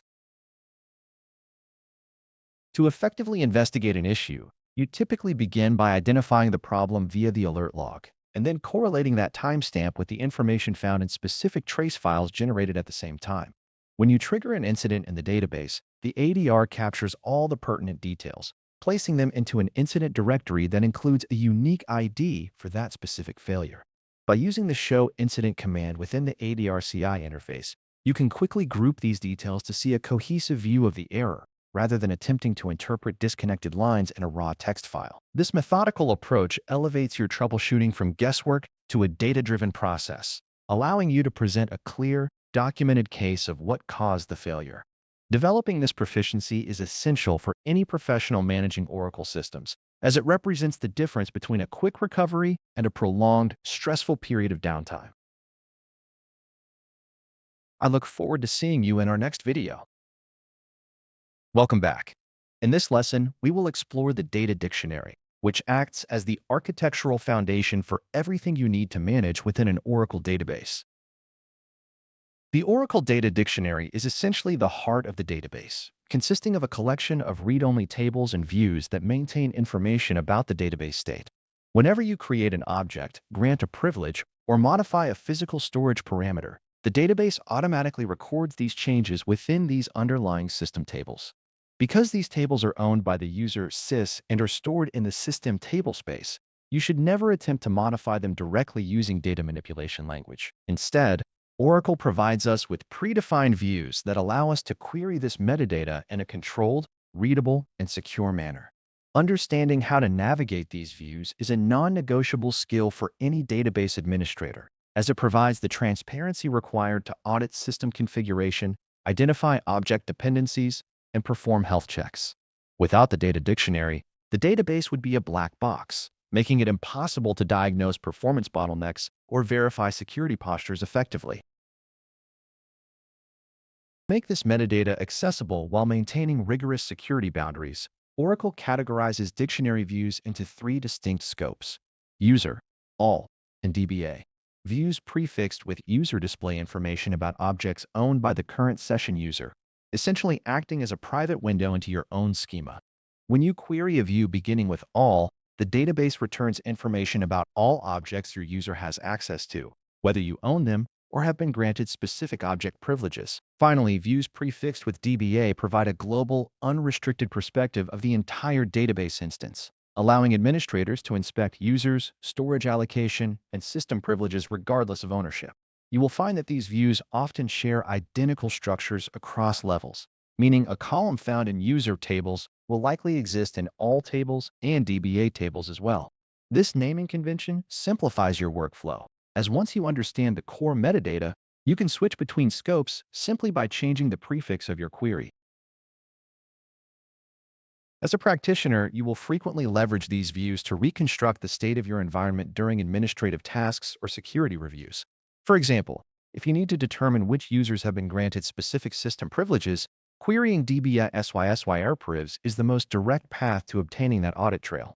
Similarly, if you are tasked with identifying why a specific segment is growing unexpectedly, DBA SEjegments provides granular data regarding the physical storage usage of every table and index in the instance. You might also find yourself referencing DBA objects to track the status of schema components, or using DBA users to verify account expiration dates and active status. It is important to remember that these queries are standard SQL statements, meaning you can join them, filter them with predicates, and aggregate them to generate customized administrative reports on the fly. By mastering these views, you move from merely reacting to errors to proactively managing the structural integrity and security posture of your systems. Always prioritize the least privilege principle when accessing these views, knowing that DBA views require specialized permissions like select catalog role or the SYS-DBA privilege. Excessive reliance on elevated privileges to query these views can create unintended security holes, so ensure you are accessing only the scope necessary for the current administrative objective. Keeping this distinction in mind protects the database from accidental exposure while ensuring your administrative operations remain efficient and authorized. As you gain more experience, you will find that these views are not just for basic reporting, but also for deep-level troubleshooting, where you need to correlate dictionary data with physical file metrics. This holistic view of the database metadata is what separates a proficient user from a highly capable and reliable database administrator. I will see you in our next session. Welcome back to the final practical exercise for managing Oracle database instances. Today, we are going to synthesize our theoretical knowledge into a structured, real-world simulation of instance administration. In professional environments, an Oracle DBA rarely encounters issues one by one in isolation, as configuration changes, memory adjustments, and log troubleshooting often intersect during incident resolution. We begin this lab by examining the current operational state of your instance using dynamic performance views, specifically focusing on the VR parameter and VR instance views to establish a baseline. You should execute these queries to confirm the current memory allocation and the status of background processes, noting any discrepancies between your intended configuration and the active environment. Once the baseline is established, we will intentionally modify a dynamic initialization parameter, such as the size of the shared pool, to observe how the database responds to immediate reconfiguration without a full restart. This process forces you to interact with the SP file and the memory manager, highlighting the difference between modifiable parameters and those requiring a database bounce. Carefully observe any errors or warnings generated during this process, as they provide the first clues of how Oracle handles invalid or illogical configuration changes in a running system. After demonstrating dynamic parameter adjustments, we proceed to simulate a more significant instance maintenance task by performing an orderly shutdown and subsequent startup. We will utilize the shutdown immediate command to ensure that all active transactions are rolled back consistently and that files are closed correctly, emphasizing the importance of preventing data corruption during intentional downtime.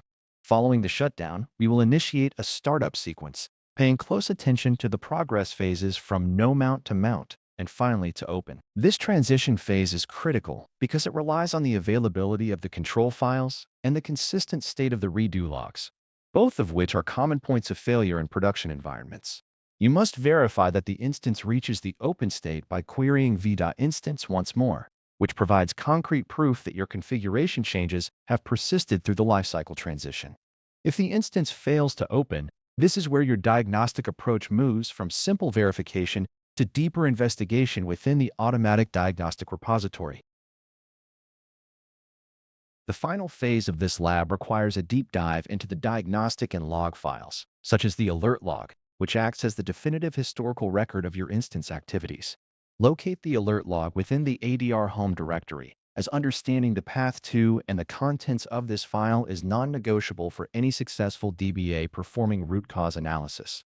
You will search these logs for evidence of the configuration changes and the startup events you just performed, identifying the time-stamped entries that confirm the system's actions. This task teaches you to correlate system observations with log documentation, a habit that differentiates efficient troubleshooting from frantic guessing in high-pressure scenarios.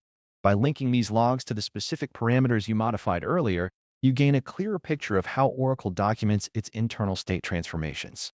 This comprehensive workflow ensures you are ready to handle the practical requirements of the 1Z0-082 certification by demonstrating a reliable, repeatable, and logical methodology for managing database instances. I will catch you in the next session as we move into the security domain. Welcome to the chapter on managing database users, where we will explore the mechanisms for controlling access and resource consumption within an Oracle environment. You will learn to architect a secure identity lifecycle, ensuring your database remains both accessible to authorized personnel and protected against unauthorized entry.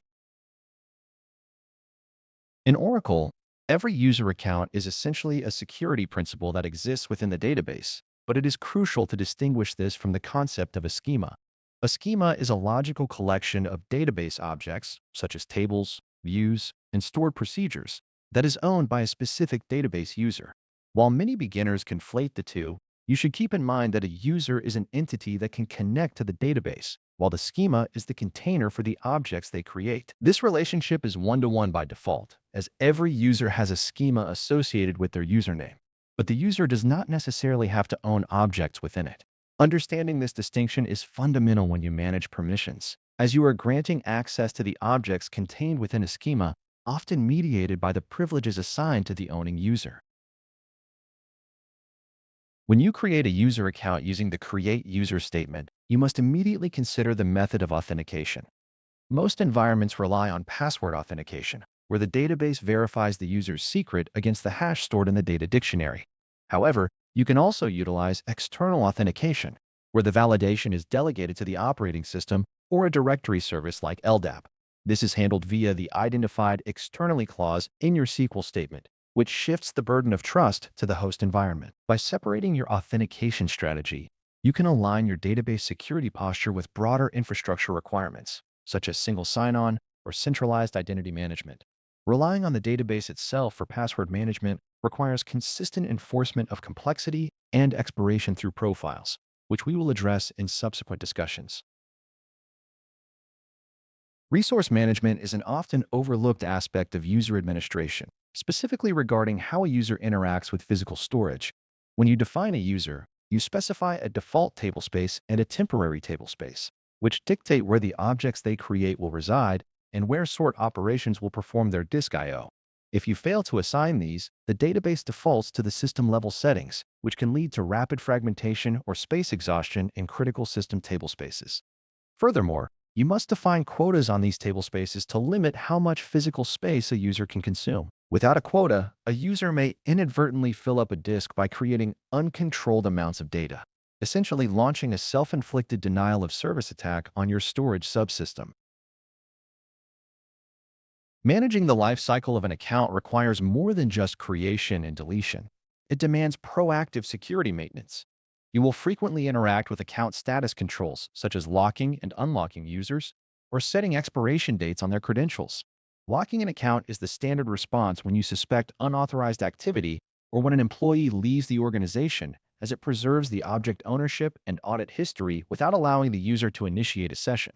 Expiration policies should be implemented to ensure that even if credentials are compromised, the window of opportunity for an attacker remains finite. By auditing these administrative actions, you maintain a clear trail of who granted access and when, which is a core requirement for compliance in any professional database environment.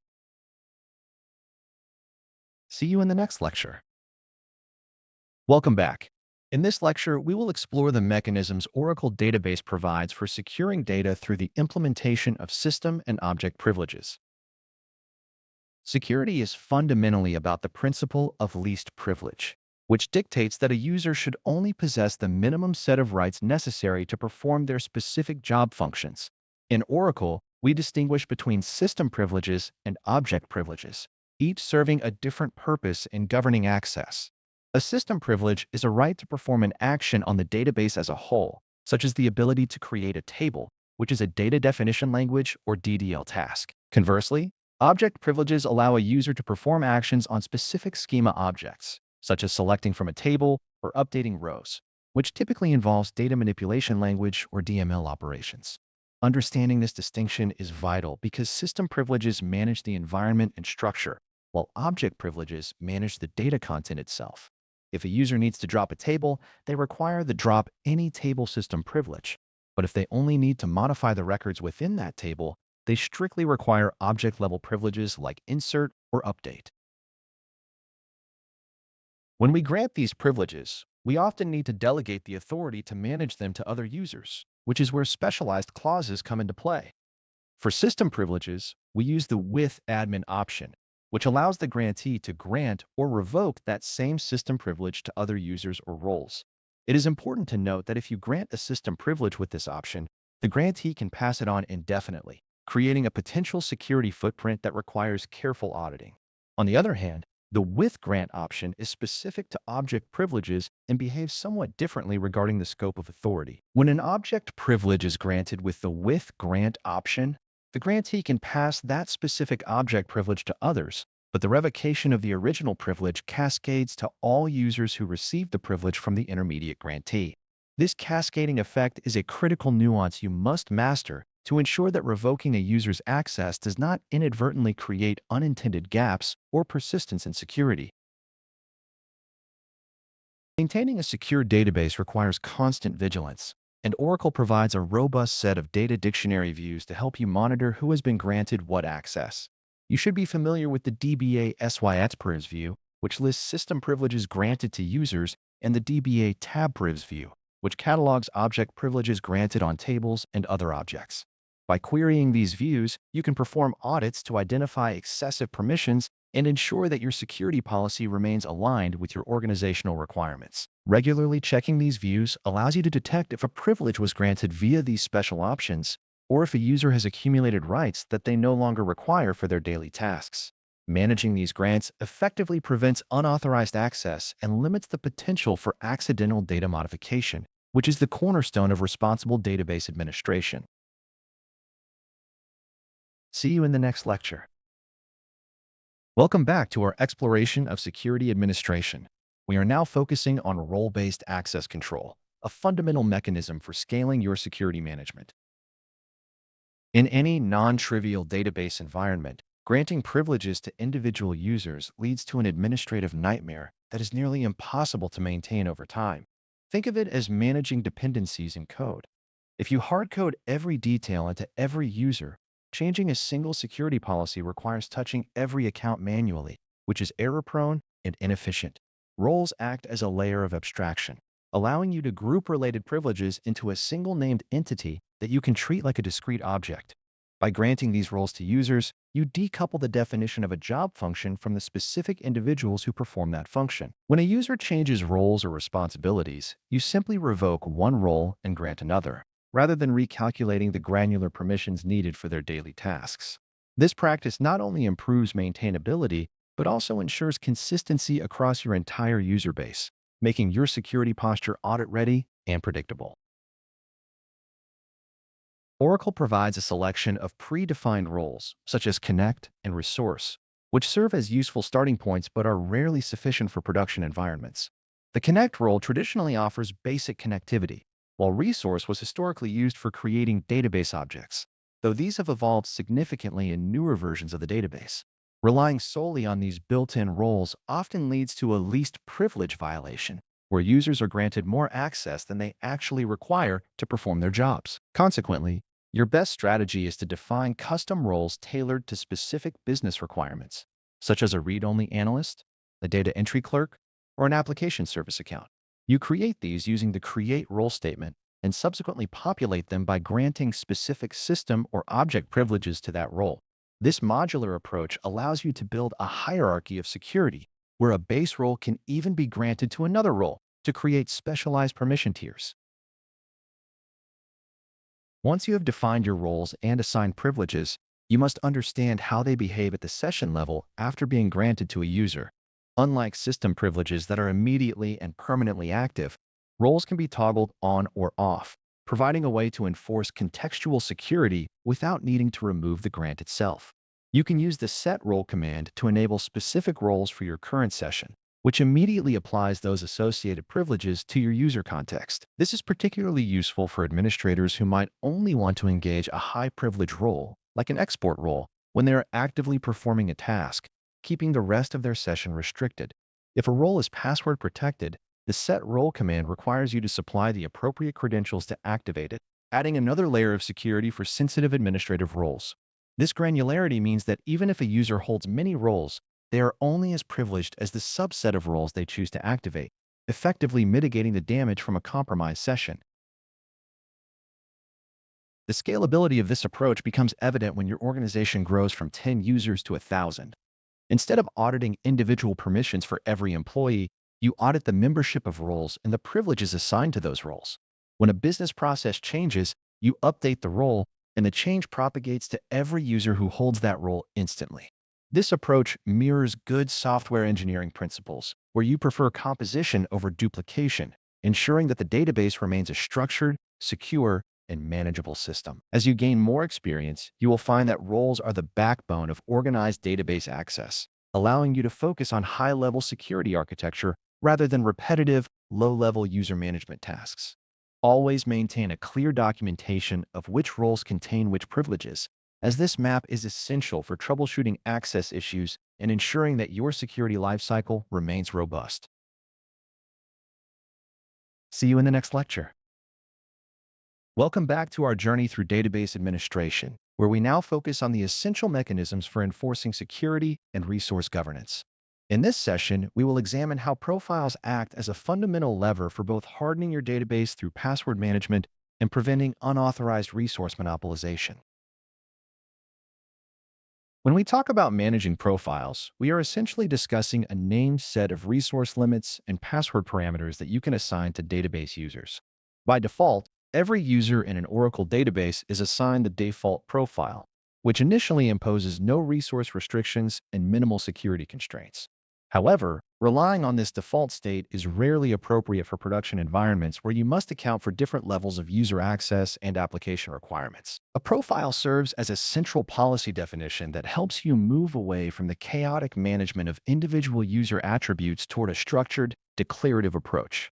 Imagine you have a set of analytical applications running long-running queries. You certainly do not want those processes to inadvertently consume every available CPU cycle or hold connections open indefinitely.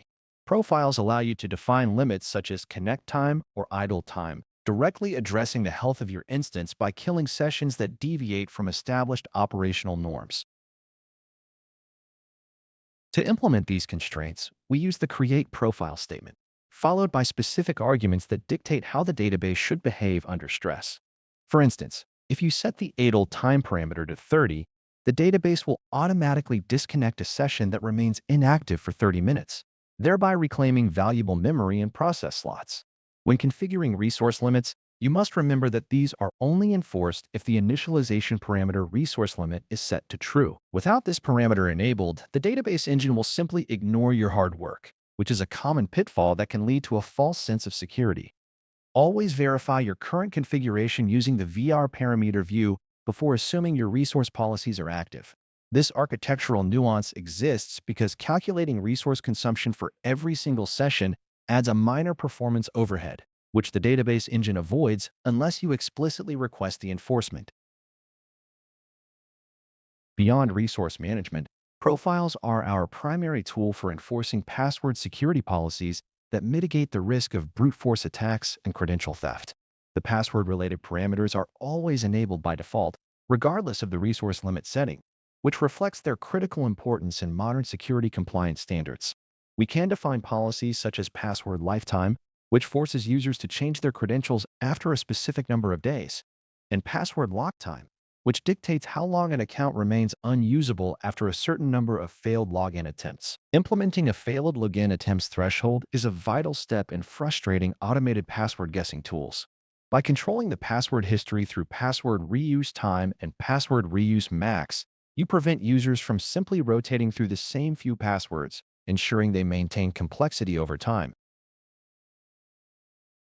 Complexity is further managed through the use of function-based verification. Instead of relying on simple length or character counts, Oracle allows you to associate a verification function with a profile. This function can programmatically examine the new password to ensure it meets your organization's specific criteria, such as forbidding dictionary words or requiring a mix of alphanumeric and special characters. When a user logs in, the database consults the assigned profile to evaluate whether the password has expired or if the account itself is currently in a locked state due to excessive failure. If the user fails authentication, the account management logic triggers the lockout, shielding the protected data from further probe attempts.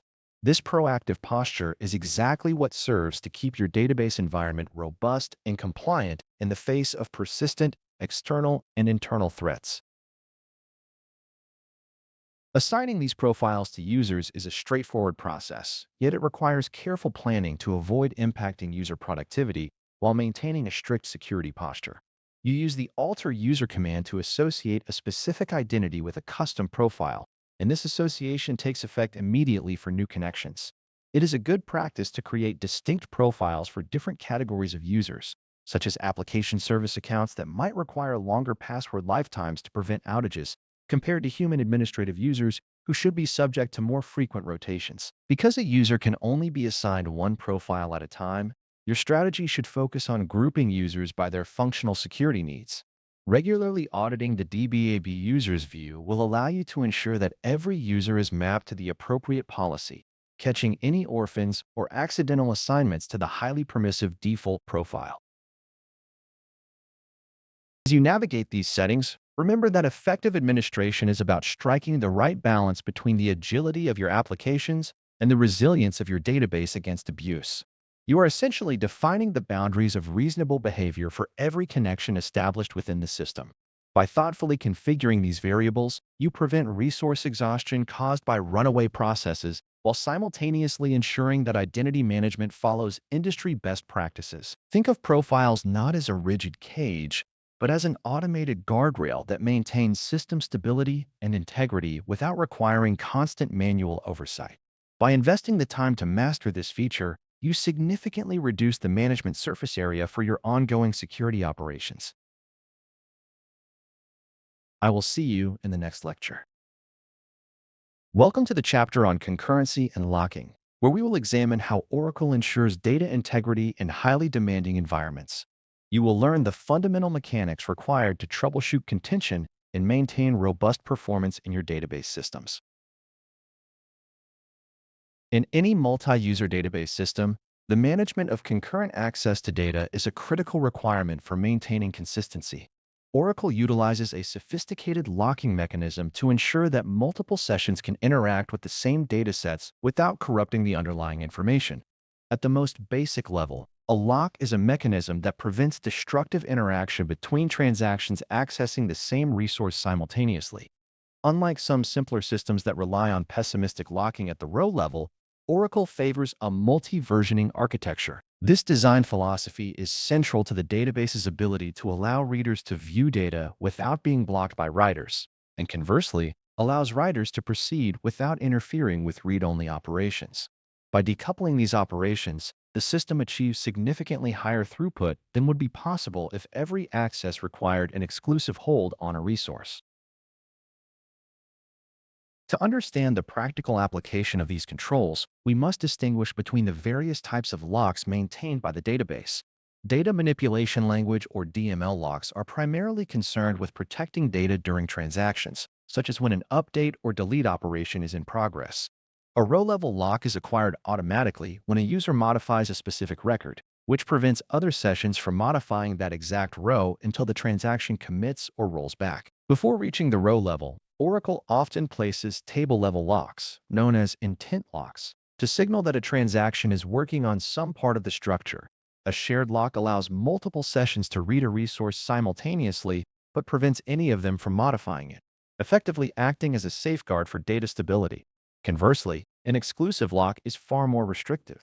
It is required by any operation that intends to change data, ensuring that no other session can even read the data in a consistent state until the change is finalized. The true elegance of the Oracle implementation lies in its multi-versioning architecture, which is powered by undo data. When a transaction modifies a row, the database does not overwrite the original data in place. Instead, it stores the old version in an undo segment. If another session attempts to read that row while the transaction is uncommitted, Oracle uses the undo information to reconstruct the state of the data as it existed before the modification began. This is why we often state that in Oracle, readers do not block writers, and writers do not block readers. This implementation choice minimizes contention in high concurrency environments, as users typically experience a highly available view of the data regardless of background write activity.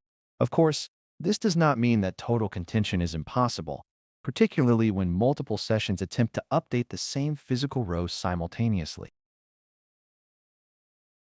Identification and resolution of locking conflicts are essential skills for any database administrator tasked with maintaining uptime and performance.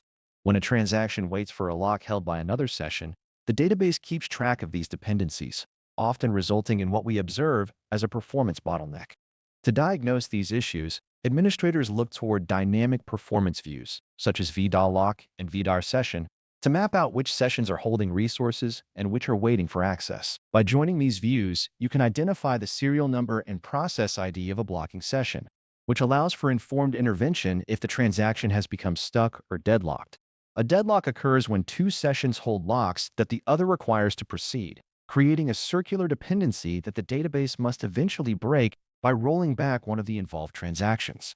Strategies for resolution range from code optimization to ensuring that transactions are kept as short as possible to reduce the duration of resource engagement. I look forward to our next session where we continue our deep dive into these administrative concepts. Welcome back. Today, we transition from theory to practice by applying our knowledge of user management, privilege assignment, and profiles to a live database security environment. In this session, we will implement a secure user hierarchy to manage access effectively. You should begin by creating dedicated accounts for different job functions. ensuring that each user has only the minimum privileges required to perform their specific tasks.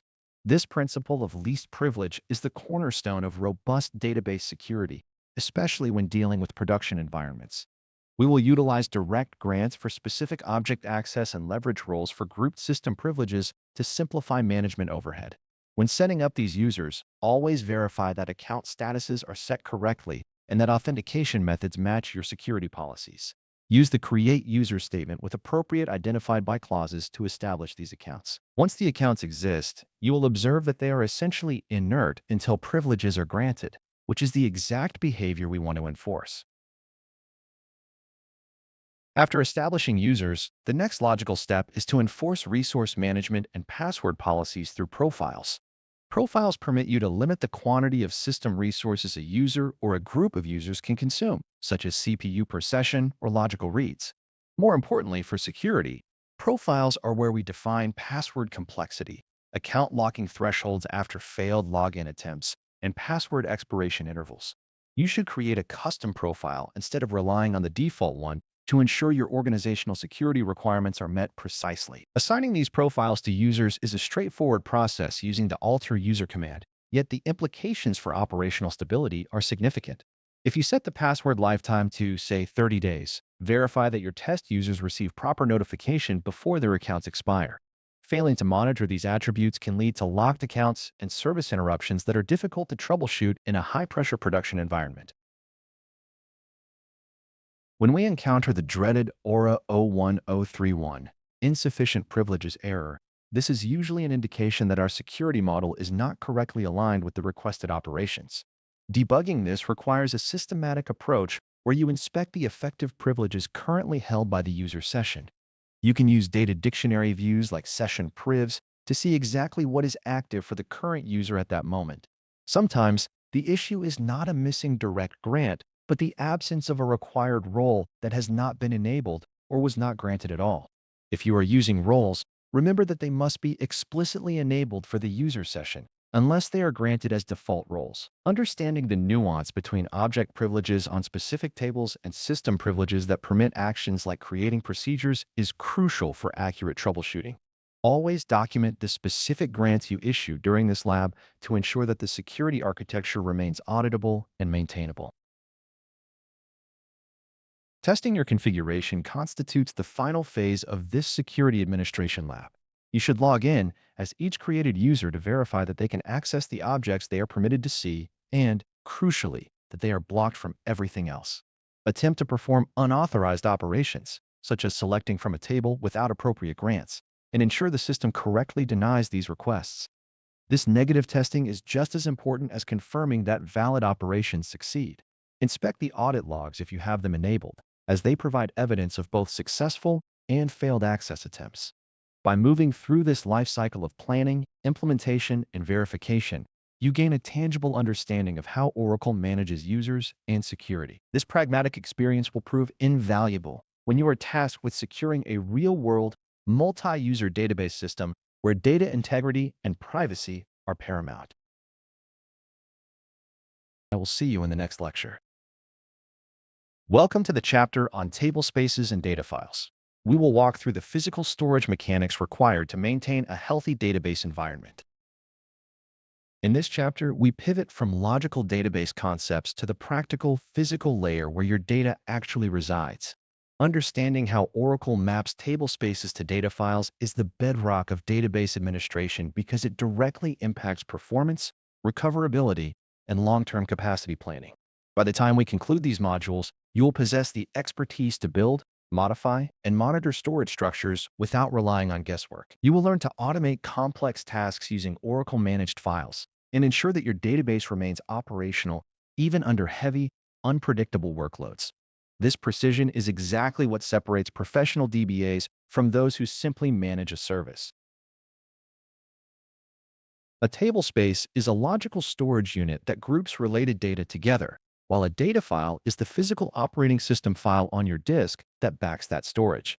You should always aim to separate data from indexes and temporary information into distinct table spaces to improve administrative flexibility and performance.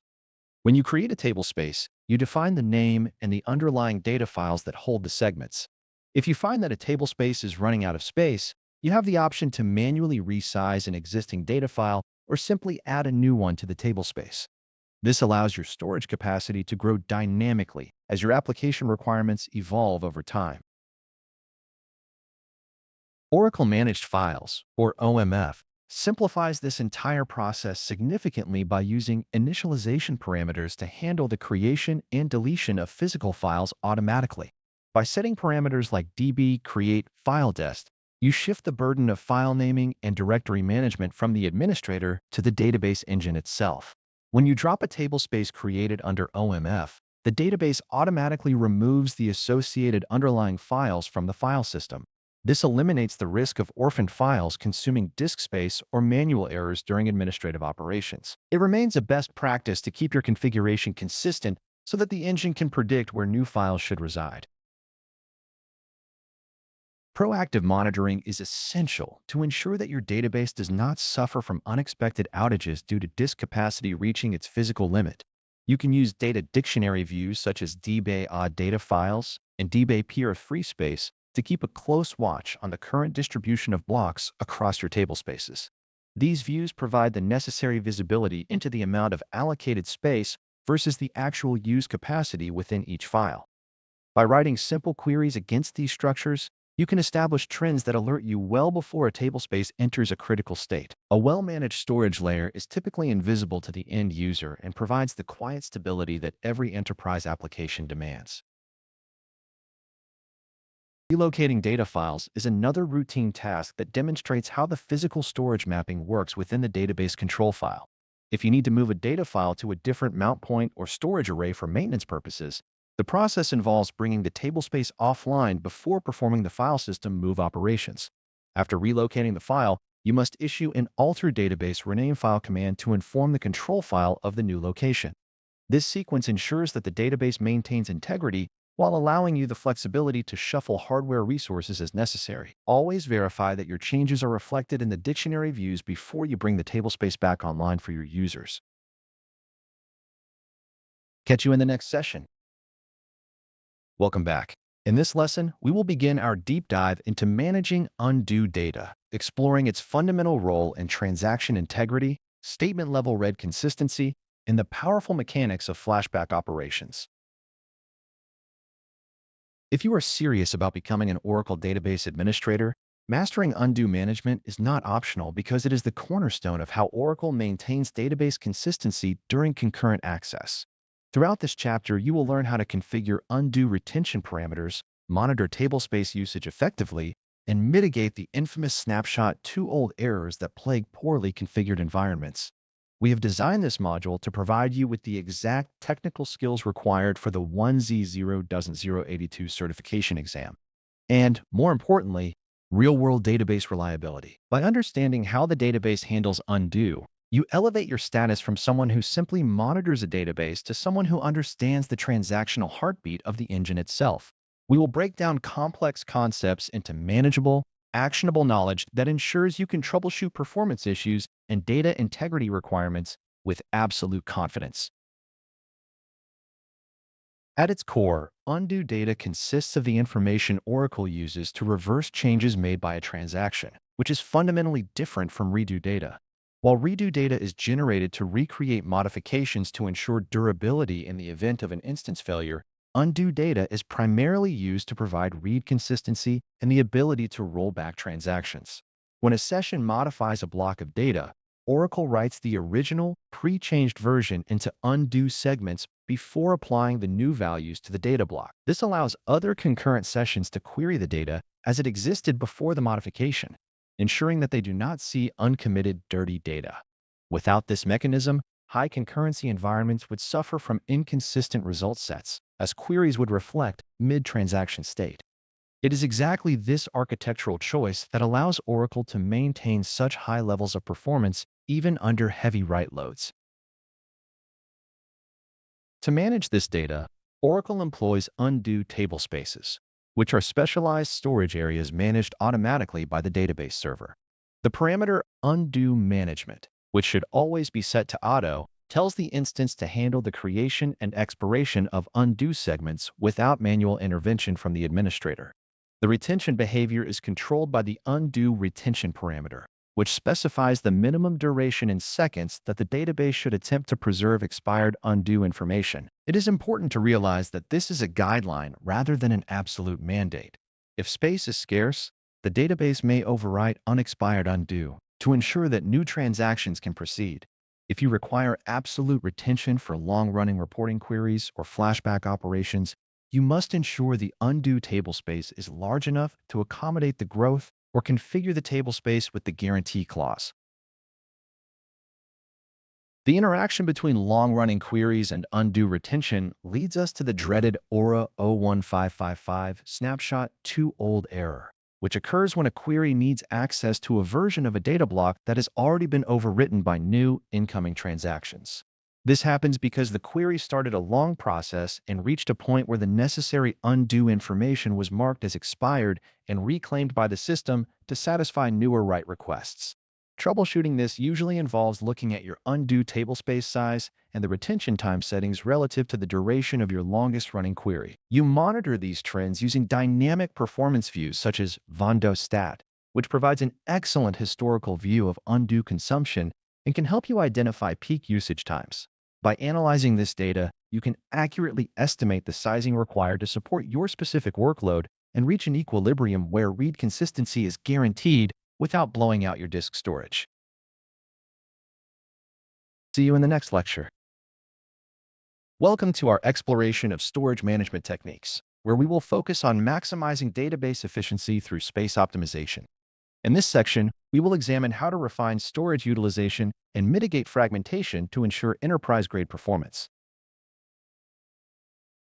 Managing storage effectively requires a deep understanding of how Oracle handles data within blocks, particularly through the use of PCTF-free and PCTUST parameters.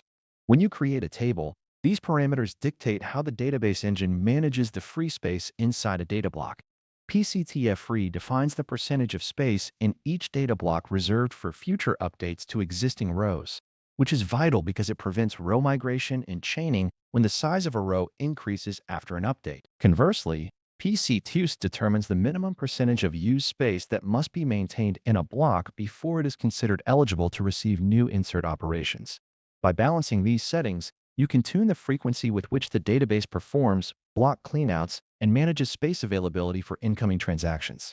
Setting these values appropriately requires an understanding of your specific DML workload, as aggressive settings can lead to either excessive space wastage or increased CPU overhead due to frequent block management updates. Beyond manual block optimization, Oracle provides robust features for handling large-scale storage challenges, such as resumable space allocation. In a high-volume environment, failing a long-running statement because of a space-related error, like hitting a table space quota or reaching the maximum extent limit, is often unacceptable. Resumable space allocation allows you to suspend these operations instead of terminating them, providing the administrator with a window of opportunity to rectify the underlying issue, such as adding a data file or adjusting a quota. Once the error is resolved, the database automatically resumes the operation from the point of failure, preserving the work already completed.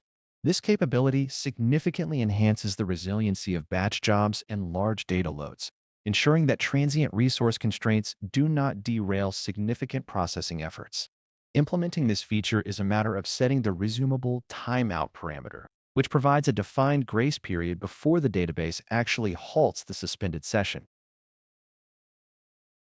Data growth often leads to fragmented segments where logical space is allocated but sparsely populated, leading to higher I/O overhead and suboptimal storage utilization. To address this, Oracle offers the segment shrink functionality, which allows you to reclaim wasted space in segments with manually managed or automatic segment space management tablespaces.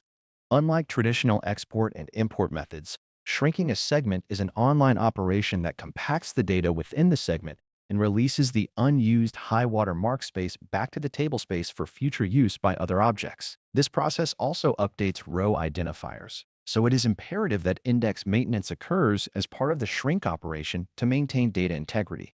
For even more drastic storage savings, you might consider table or row-level compression, which stores repeating data values more efficiently by storing a single copy of common values in a symbol table. Compression not only reduces the physical disk footprint, but can also improve performance by increasing the amount of relevant data that fits into the buffer cache for every I/O operation. Effective storage management is the backbone of a high-performing database, as it directly impacts I/O frequency and total cost of ownership. By mastering the fine-tuning of block parameters, leveraging resumable operations, and actively managing segment fragmentation, you ensure your database remains productive and cost-efficient. Keep these mechanisms in mind when designing for large-scale enterprise environments where storage stability is just as important as query performance. I look forward to discussing the next topic with you in our upcoming session. Welcome back to our journey through the Oracle database architecture. Today, we focus specifically on configuring Oracle Net services to ensure your clients can actually talk to your databases. Connectivity is the bridge that turns a standalone database server into a functional enterprise asset. Without a properly configured network layer, your optimized SQL queries and carefully partitioned tables remain locked away from the applications that need them. In this chapter, we will master the mechanics of Oracle Net Services, which provides the communication infrastructure for client-server interaction. We will examine how to manage the listener process, edit configuration files, and understand the difference between dedicated and shared server architectures. By the time we conclude these lessons, you will have the practical skills necessary to design, implement, and maintain reliable network connections for any Oracle environment. Oracle Net Services relies mainly on two components, the listener and the naming method, to mediate between the client and the server. The listener is a separate process running on the database server that acts as a gatekeeper, constantly waiting for incoming connection requests on a specific port, typically 1521. When a client initiates a request, it provides a connect descriptor that contains the address of the host, the port number, and the service name of the target database. The listener intercepts this packet and routes the request either to a new dedicated server process or to an existing shared server dispatcher. This architecture ensures that the database instance does not need to handle the complexities of network protocol negotiation directly. Mastering this handshake process is essential for any administrator because even a minor configuration discrepancy can result in a total loss of connectivity for the entire application stack. The command line interface for managing the listener is the Listener Control Utility, or LSNR. This tool allows you to perform common administrative tasks, such as checking the current status of the listener, starting it, stopping it, or reloading its configuration. When you run a status command, the utility displays the current state of the listener and, crucially, lists the services that are currently registered. In modern Oracle environments, this registration usually happens dynamically, meaning the database instance informs the listener about the services it supports without manual input. If you modify the listener configuration file, which is named listener.ora, you often need to reload the configuration or restart the service to apply the changes. Understanding how to interpret the output of LSNRSecTL is a core competency that helps you quickly diagnose why a client might be failing to reach a specific database instance. Configuration files like listener.ora and tnsnames.ora are essentially text-based maps that inform the network components where to go and how to identify themselves. The listener aura file resides on the server and defines the listener name, the protocol address it binds to, and the services it is authorized to offer. Conversely, the tnsnames aura file usually resides on the client side, although it can be centrally managed as well, and contains the alias names used by applications to connect to the database. These aliases map a friendly name, such as prod.bb, to the actual connection details like hostname and service name. Keeping these files consistent across your infrastructure is critical, as any mismatch in the connection descriptor will inevitably lead to an error that prevents the initial authentication handshake. You must treat these files as foundational configuration artifacts that require disciplined version control and careful syntax management. Dynamic service registration is a mechanism where the database instance itself communicates with the listener process upon startup. When the database background process known as pmin, or the listener registration process in newer versions, discovers an active listener, it registers the database services with it automatically. This significantly reduces the administrative burden of manually updating the listener base aura file. Every time a new service is added, or a database is relocated. You can verify this registration process by checking the dynamic performance views on the database instance, which provide real-time feedback on which services are currently known to the network. This automated behavior allows for a much more resilient architecture, as it adapts to changes in the database environment without immediate human intervention, provided the TNS admin environment variable and other network parameters are correctly configured. When a user establishes a connection, the listener must decide how to handle the incoming request, which brings us to the choice between dedicated and shared server configurations. In a dedicated server model, the listener spawns a unique server process for each client session, which remains dedicated to that specific session until the user disconnects. This approach is straightforward and provides excellent isolation between users, but it can quickly exhaust server resources if the number of concurrent connections grows too large. To support environments with thousands of light-use sessions, we use shared server architecture, where a set of dispatcher processes receives requests and puts them into a common request queue. A pool of shared server processes then picks up these requests, executes the SQL, and sends the results back to the dispatcher. This multiplexing increases scalability, but it adds architectural complexity that we should only implement when the resource overhead of dedicated processes becomes a bottleneck. See you in the next lecture. Welcome back. In this session, we will address the practical aspects of diagnosing and resolving network connectivity issues within an Oracle environment. When a client application fails to connect to an Oracle database, the problem often lies within the communication layer rather than the database itself. Our focal point here is the Oracle Net Services Stack, which acts as the intermediary between the user process and the database instance. The first tool you should reach for when connectivity seems elusive is the tnsping utility. This command line executable checks if the listener is reachable and if the specified service name can be resolved, but it does not actually establish a full database session. By running tnsping followed by the service name, you can quickly verify if the listener is responding and determine if your connection string is correctly configured. If the utility returns a success message, you have confirmed network reachability, narrowing the scope of the problem to credentials or internal session parameters. Conversely, if it returns an error such as TNS 12541, you know exactly where the breakdown occurs, specifically that no listener is present. Inspecting the listener log file provides a much clearer picture of what the server experiences when it receives incoming requests. You will typically find this file located in the diagnostic directory under the network admin path, and it records every connection attempt, including the timestamps and the outcome.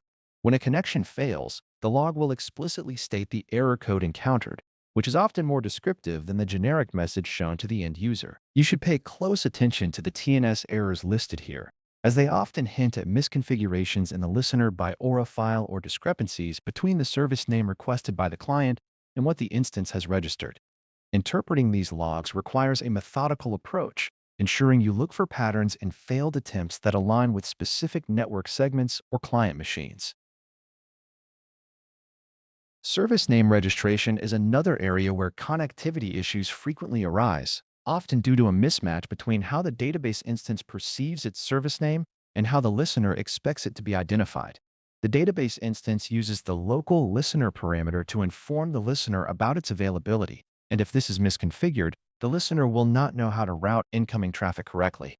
You can verify this behavior by checking the output of the ls-in-air-sitial services command, which provides a snapshot of the services currently registered with the listener. If you see that your instance is not listed, the PMON process has likely failed to register the service, requiring a restart of the registration process or an adjustment to the initialization parameters.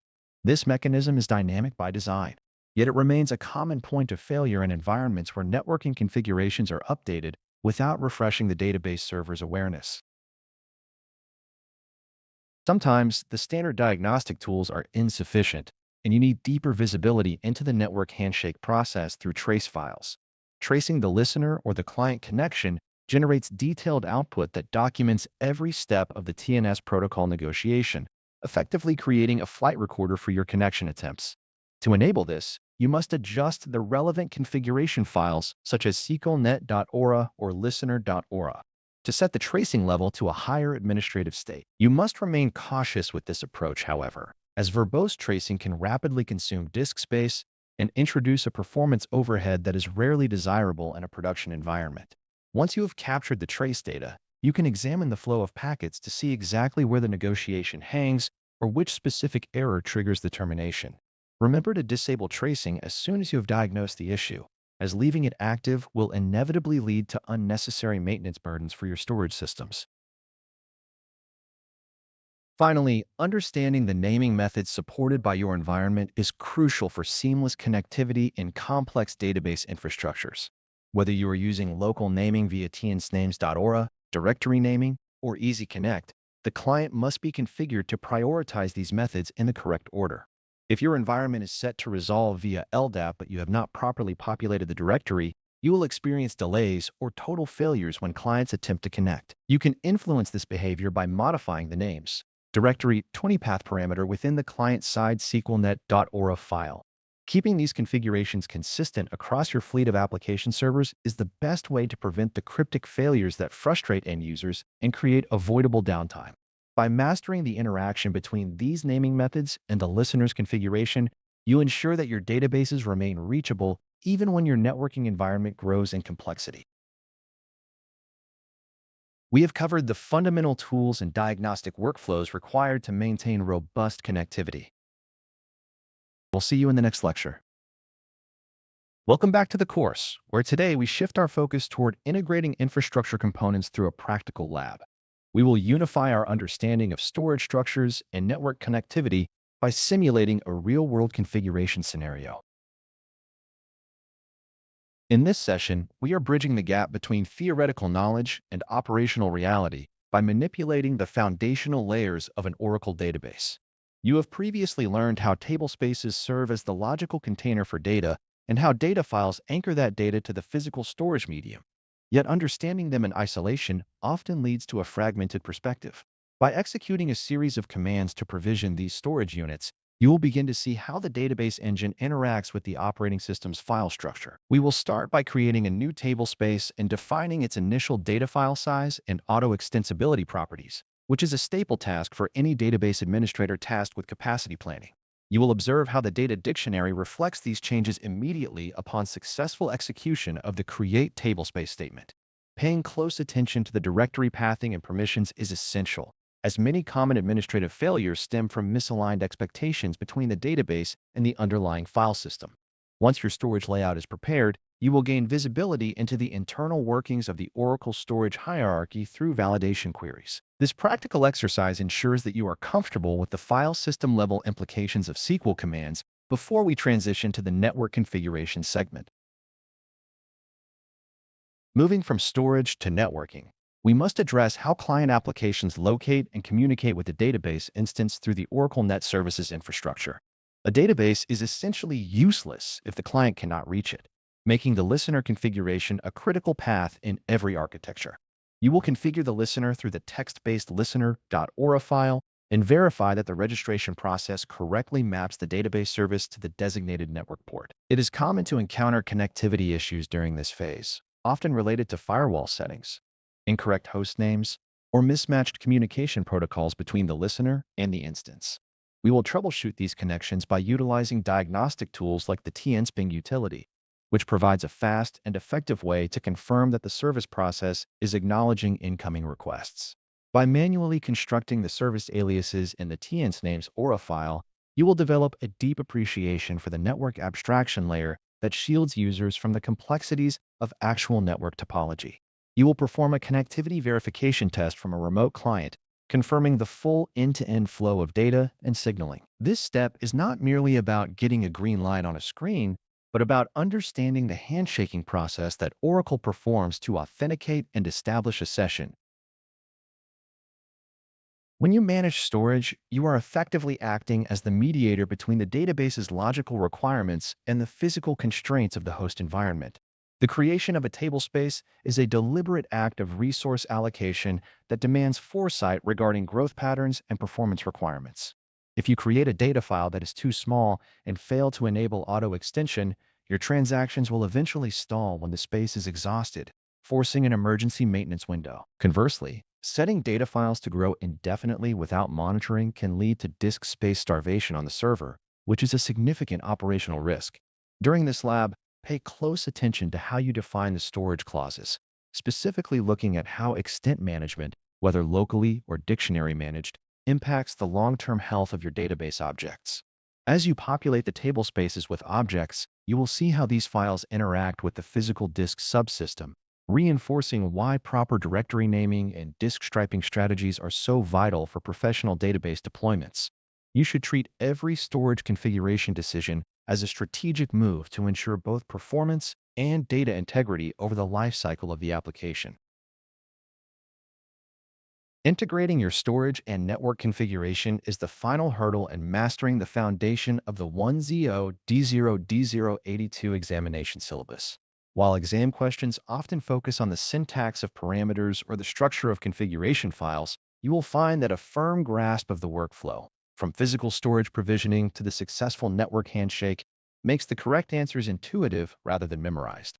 You have successfully navigated the complexities of tablespace lifecycle management and address the nuances of Oracle Net Services connectivity. This comprehensive approach serves as a trial run for the real administration tasks you will undoubtedly face once you step into an operational role. Remember that consistent verification and the use of diagnostic tools are your best safeguards against configuration drifting or sudden service outages in production environments. You are now well positioned to apply these skills to more complex scenarios involving disaster recovery and multi-process handling. I look forward to seeing you in our upcoming session. Welcome back. We are now delving into the essential techniques for moving data into, out of, and between Oracle databases, which is a fundamental skill for any professional administrator.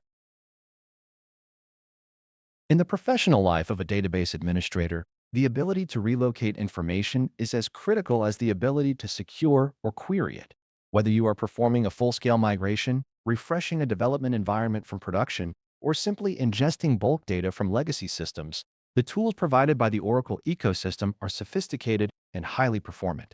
We focus here on three primary mechanisms: Oracle Data Pump, SQL Stas Loader, and external tables. Each of these utilities serves a distinct architectural purpose, and understanding when to deploy which tool can often be the difference between a seamless maintenance window and an extended period of system unavailability.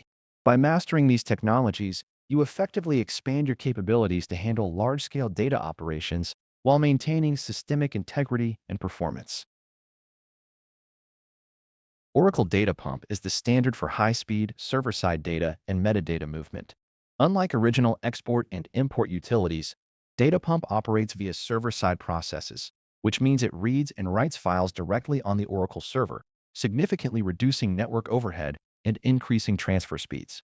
You interact with it using the XPTP command line interfaces. One of the most powerful features here is the ability to use parameter files, which allow you to encapsulate complex configurations in a reusable text format, reducing the likelihood of human error during repetitive operations. Furthermore, the interactive mode allows you to attach to a running job, monitor its progress, and even change its execution state on the fly, which is particularly useful for long-running migrations where visibility is of paramount importance. When we shift our focus to loading data from external flat files, such as those generated by third-party applications in CSV or fixed-width formats, SQL Tastoc Loader becomes the tool of choice. It provides a robust, conventional path to transform these flat files into structured relational data within your tables.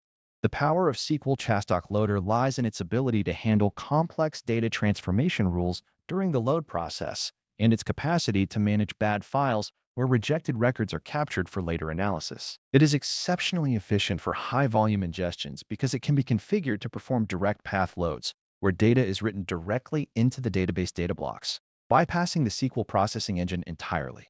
This reduction in transaction overhead makes it ideal for staging new datasets before they are integrated into production schemas. External tables represent a clever architectural hybrid between raw operating system files and database objects. By creating an external table definition, you instruct the Oracle server to treat a flat file located on the server disk as if it were a structured table within the database. You can query these files using standard structured query language, join them to internal tables, and even use them as sources for data pump operations. This approach is highly effective for scenarios where you need to perform one-time data analysis on a file without the overhead of actually loading that data into the database instance.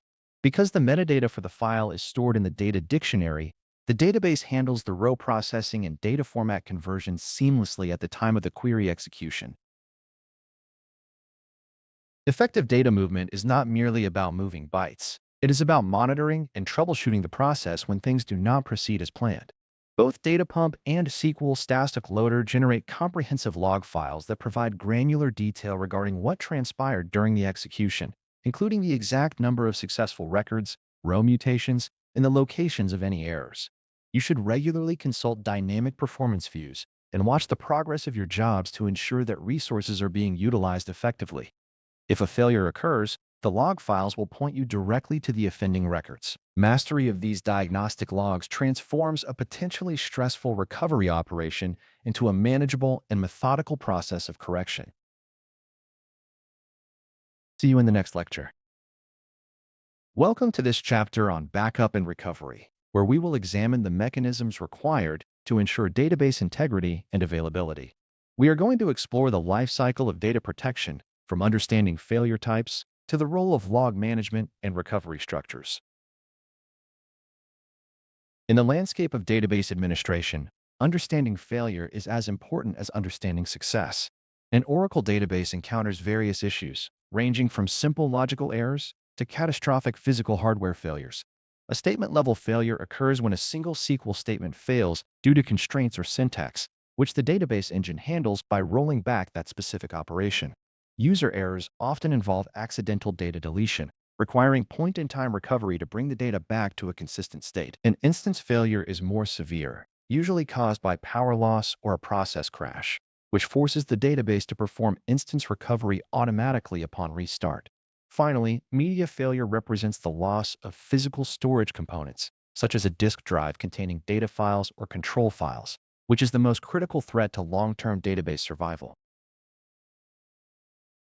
To mitigate these risks, we must lean on the triumvirate of control files, redo logs, and archive logs. The control file serves as the binary map of the database, keeping track of every physical file and the current system change number needed for synchronization. Redo logs record every single change made to the data, ensuring that if the instance crashes, we can replay those operations to guarantee consistency. However, redo logs are circular by nature and eventually overwrite themselves, which is where archive logs become essential. By operating in archive log mode, the database transitions these filled redo logs into static archive logs that are preserved for long-term recovery. Without this mode, you effectively lose the ability to perform complete media recovery, leaving your database vulnerable to any failure occurring after the last offline backup. Enterprise-grade protection relies heavily on Recovery Manager, commonly known as RMAN, which is the preferred utility for Oracle backups. Unlike basic operating system file copies, RMAN is database-aware, meaning it understands the logical structure of your data files and can omit unnecessary blocks. It integrates seamlessly with the control file to track backups, ensuring that you always know exactly which files are needed to restore the system to a specific point in time. While we will leave the advanced configuration and complex recovery scenarios for later studies, you must master the fundamental strategy of creating backups while the database is actively performing work. This ability to capture a consistent state without requiring downtime is the hallmark of a resilient Oracle environment. Effective data protection is not just about keeping a copy of files. It is about maintaining a verifiable path back to operational stability regardless of the disruption. I will see you in the next lecture. Welcome to this chapter on database maintenance, where we will focus on the essential tasks required to keep your environment healthy and performant. In the coming sessions, we will master the techniques necessary to automate routine operations and ensure your database sustains high availability over time. Database performance is rarely a static outcome, as it relies heavily on the underlying health and structure of your data objects. When indexes become fragmented, or when the optimizer lacks current information about data distribution, the execution plans for your SQL statements begin to degrade. This shift is often subtle, manifesting as a slow creep in query duration rather than an immediate outage. To combat this, we must adopt a proactive approach to maintaining object health, which involves regular index rebuilding and the timely gathering of statistics. By treating these tasks as routine administrative duties, you move away from reactive troubleshooting toward a managed, stable system state, where performance remains predictable despite fluctuations in data volume.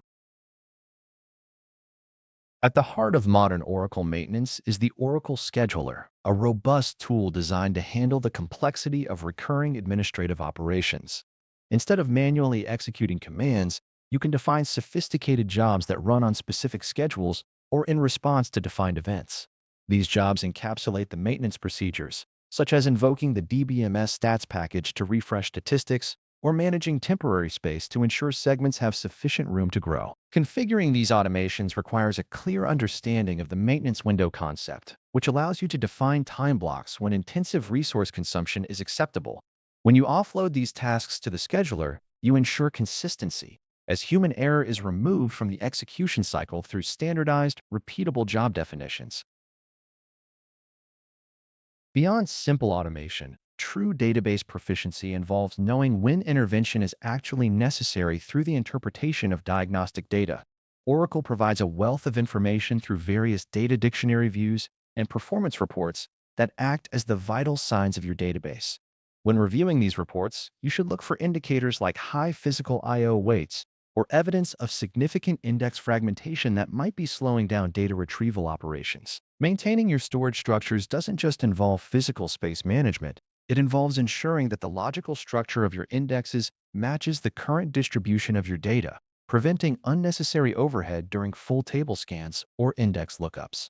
Interpreting this data allows you to make informed decisions about whether to shrink a segment, defragment a partition, or simply update stale statistics to assist the optimizer. The primary consequence of neglecting these maintenance tasks is the accumulation of technical debt within the database architecture. Stale statistics are particularly dangerous because they mislead the query optimizer into choosing suboptimal execution paths, which can lock up system resources and frustrate end users. By systematically gathering statistics at appropriate intervals, you provide the CBO or cost-based optimizer with the freshest map of your data, allowing it to generate the most efficient retrieval operations available. Similarly, managing space cleanup, such as removing unneeded objects or clearing out orphaned temporary segments, prevents your data files from bloating, which simplifies backup operations and improves system recovery times. Consistency in these areas is the hallmark of a skilled administrator who prioritizes the ongoing reliability and efficiency of their database infrastructure. See you in our next session. Welcome back. Let's explore the essential principles of database performance monitoring to ensure your systems remain fast and reliable. In this chapter, you will master the foundational techniques required to identify bottlenecks and keep your Oracle databases running at peak efficiency. Performance tuning is arguably the most critical skill for a database administrator, as it directly impacts both system stability and the user experience. When we talk about performance, we are primarily concerned with minimizing response times and maximizing throughput for concurrent transactions.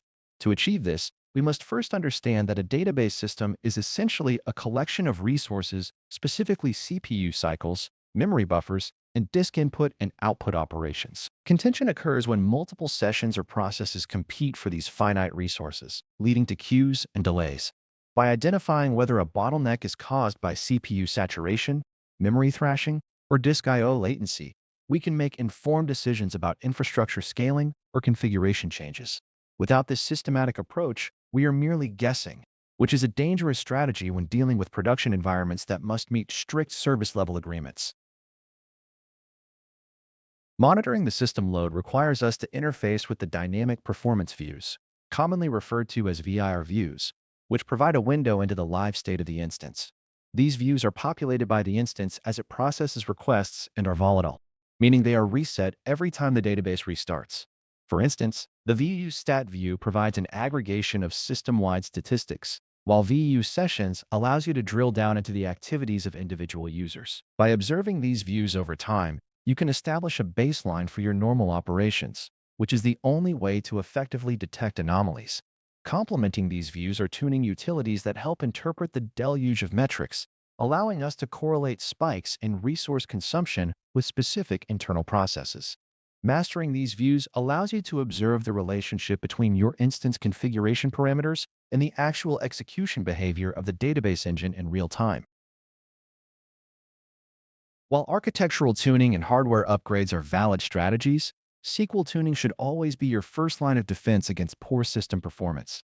It is a common misconception that throwing more memory or faster disks at a performance problem will solve it, but no amount of hardware can fix a poorly written query that performs a full table scan on a multi-terabyte table. When a SQL statement is inefficient, it consumes excessive CPU, holds locks for longer than necessary, and floods the I/O subsystem, which creates artificial contention that ripples across the entire instance. By focusing on query optimization, such as ensuring proper indexing and choosing efficient join strategies, we reduce the total load on the server significantly. This approach is not only more cost-effective, but also more scalable, as it improves the overall health of the system by reducing the demand on physical resources rather than simply increasing their capacity. The relationship between instance configuration and performance is inherently tied to how the Oracle server manages memory structures like the System Global Area, or SGA.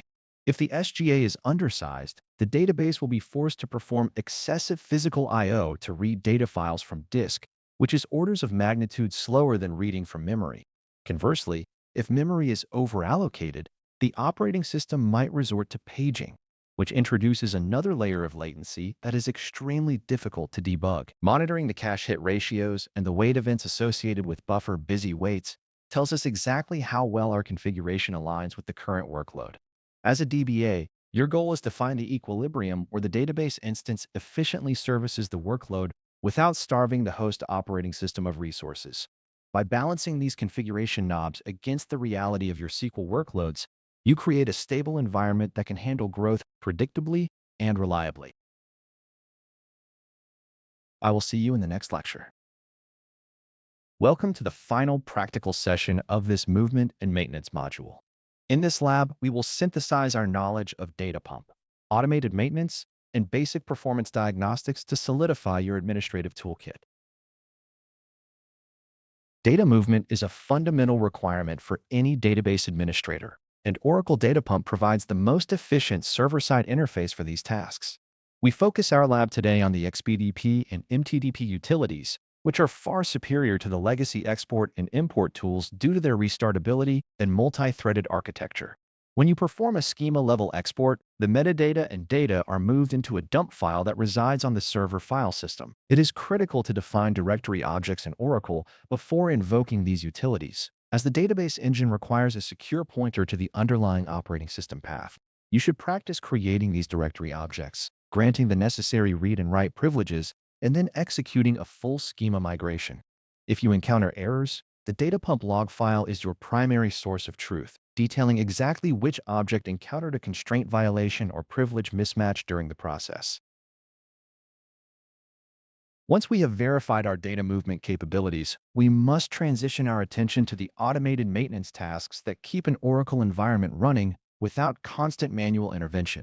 The Oracle Scheduler is the backbone of this automation, orchestrating tasks such as gathering optimizer statistics and performing space management.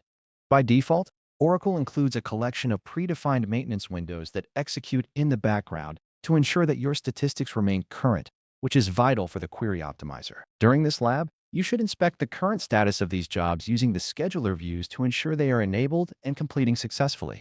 You will create a custom maintenance window or job that triggers a PL SQL procedure, allowing you to witness how the database handles recurring routines independently. This proactive approach to maintenance prevents the performance degradation that typically occurs when statistics become stale or objects become heavily fragmented over time. Performance monitoring is the final component of our practical lab, as moving data and maintaining the environment is only useful if the resulting system remains performant for your users. We will employ the dynamic performance views, commonly referred to as the $V views, to observe real-time wait events and session activity. Focus your attention on the primary wait classes such as user I/O or concurrency, as these often indicate bottlenecks that require immediate administrative action. You should also utilize the automatic workload repository reports, or the active session history data to identify long-running queries that might be negatively impacting the database instance. While an expert-level performance tuning role is more advanced, a junior administrator must be capable of identifying the symptoms of a poorly performing query. By coupling this diagnostic capability with your previous knowledge of data movement and maintenance, you become a well-rounded practitioner capable of handling the most common operational demands. See you in the next lecture. Welcome back. In this final consolidation session, we will synthesize the vast landscape of database administration concepts into a coherent framework for your upcoming certification attempt. We have traversed the full life cycle of Oracle database administration, starting from the granular details of SQL syntax and moving upward into the architectural complexities of memory structures and instance processes. It is essential to recognize that the 1Z0-082 exam does not merely test your ability to memorize definitions. It evaluates your capacity to apply administrative logic to specific operational scenarios. We began with basic data retrieval, ensuring you could navigate tables with efficiency, and gradually layered on knowledge regarding schema, object management, and transactional integrity. You should now be comfortable distinguishing between persistent physical storage and volatile instance memory, a fundamental divide that informs every troubleshooting step a DBA takes. If you find yourself struggling to recall the purpose of background processes like dbwn or CKPT, revisit those specific architectural foundations, as they appear frequently in logical reasoning questions. We also standardized our approach to security, moving from simple user creation to the implementation of profiles and role-based access control, which is the cornerstone of a secure Oracle implementation. As you approach the examination environment, the most common pitfall to avoid is overanalyzing simple questions while neglecting the underlying assumptions required for more complex ones. The exam format typically consists of multiple-choice questions where distractors are crafted to mirror common misconceptions or deprecated syntax.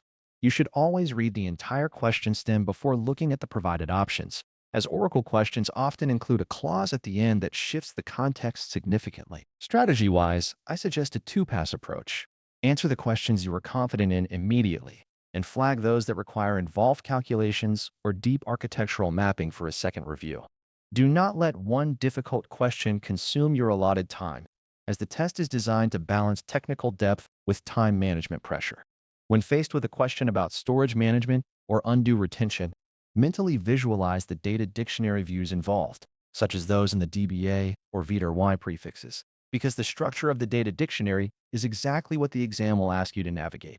Always verify the specific state of the instance, such as whether a command is executed while the database is in no mount or mount status, because that context is often the deciding factor between a correct and an incorrect answer. Lastly, remember that the proficiency you have developed in tools like SQL Plus or Oracle Net Manager is a practical extension of the theoretical concepts we discussed. Technical mastery requires you to understand the relationship between initialization parameters and the dynamic performance views that expose the current state of the engine. If a question presents a scenario where user sessions are unable to perform DML operations, your first administrative instinct should involve checking both object-level locks and the status of the undo tablespace. These interconnected concepts define the routine life of a DBA, and the exam is essentially a simulation of these daily professional requirements. You have the tools, the syntax knowledge, and the architectural understanding necessary to succeed. Now you simply need to apply that methodology with the composure required for a high-stakes assessment. Trust the technical foundations we established.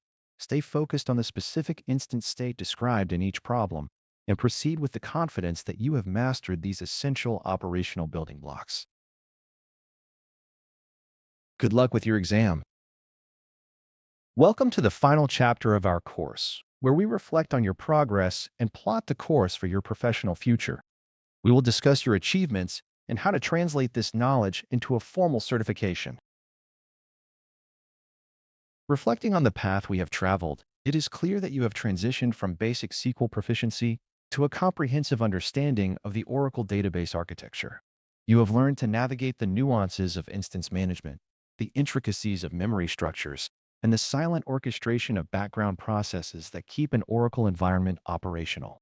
We have covered the critical mechanics of user security, moving far beyond mere password management into the robust implementation of roles and profiles. Furthermore, your ability to handle logical and physical storage, coupled with data movement techniques, provides you with a solid technical toolkit. This foundation is not merely about passing an exam. It represents a conceptual shift toward viewing the database as a coherent, integrated system. By mastering these competencies, you are now equipped to troubleshoot, secure, and maintain enterprise-level infrastructure with far greater confidence and precision. As you look ahead, the immediate priority should be the formalization of your knowledge through the Oracle Database Administration 1 certification exam. I suggest checking the current exam objectives on the official Oracle website to ensure your memory is aligned with the latest variations in the assessment structure. Once you are comfortable with the exam content, registering for the test acts as a powerful catalyst, providing the necessary pressure to finalize your preparation. Beyond the exam, your next academic milestone is the Administration 2 certification path, which deepens the complexity of backup, recovery, and performance tuning. While this course has provided the theoretical framework, the true mastery of Oracle Database Administration comes from persistent exposure to diverse environments. Continue to rely on your lab setups to simulate failure scenarios, as there is no better teacher than an instance that refuses to start due to a misconfigured initialization parameter or a missing dependency. Professional development in the Oracle ecosystem is a continuous process rather than a singular event. I encourage you to immerse yourself in the broader community, as the challenges you encounter in your lab or workplace have almost certainly been faced and solved by others before. Engaging with expert forums, technical blogs, and official documentation will keep your skills sharp and current as the technology evolves. Keep experimenting with the data dictionary views and dynamic performance views we studied, as these are your primary windows into the health of any server you might manage in the future. As you gain more real-world experience, you will find that the architectural patterns we discussed become second nature, allowing you to focus on optimization rather than struggling with basic configuration tasks. Maintain a habit of rigorous documentation and methodical testing, ensuring that every change you introduce to a system is understood and reversible. I wish you the best of luck with your upcoming Oracle certification exam. Goodbye.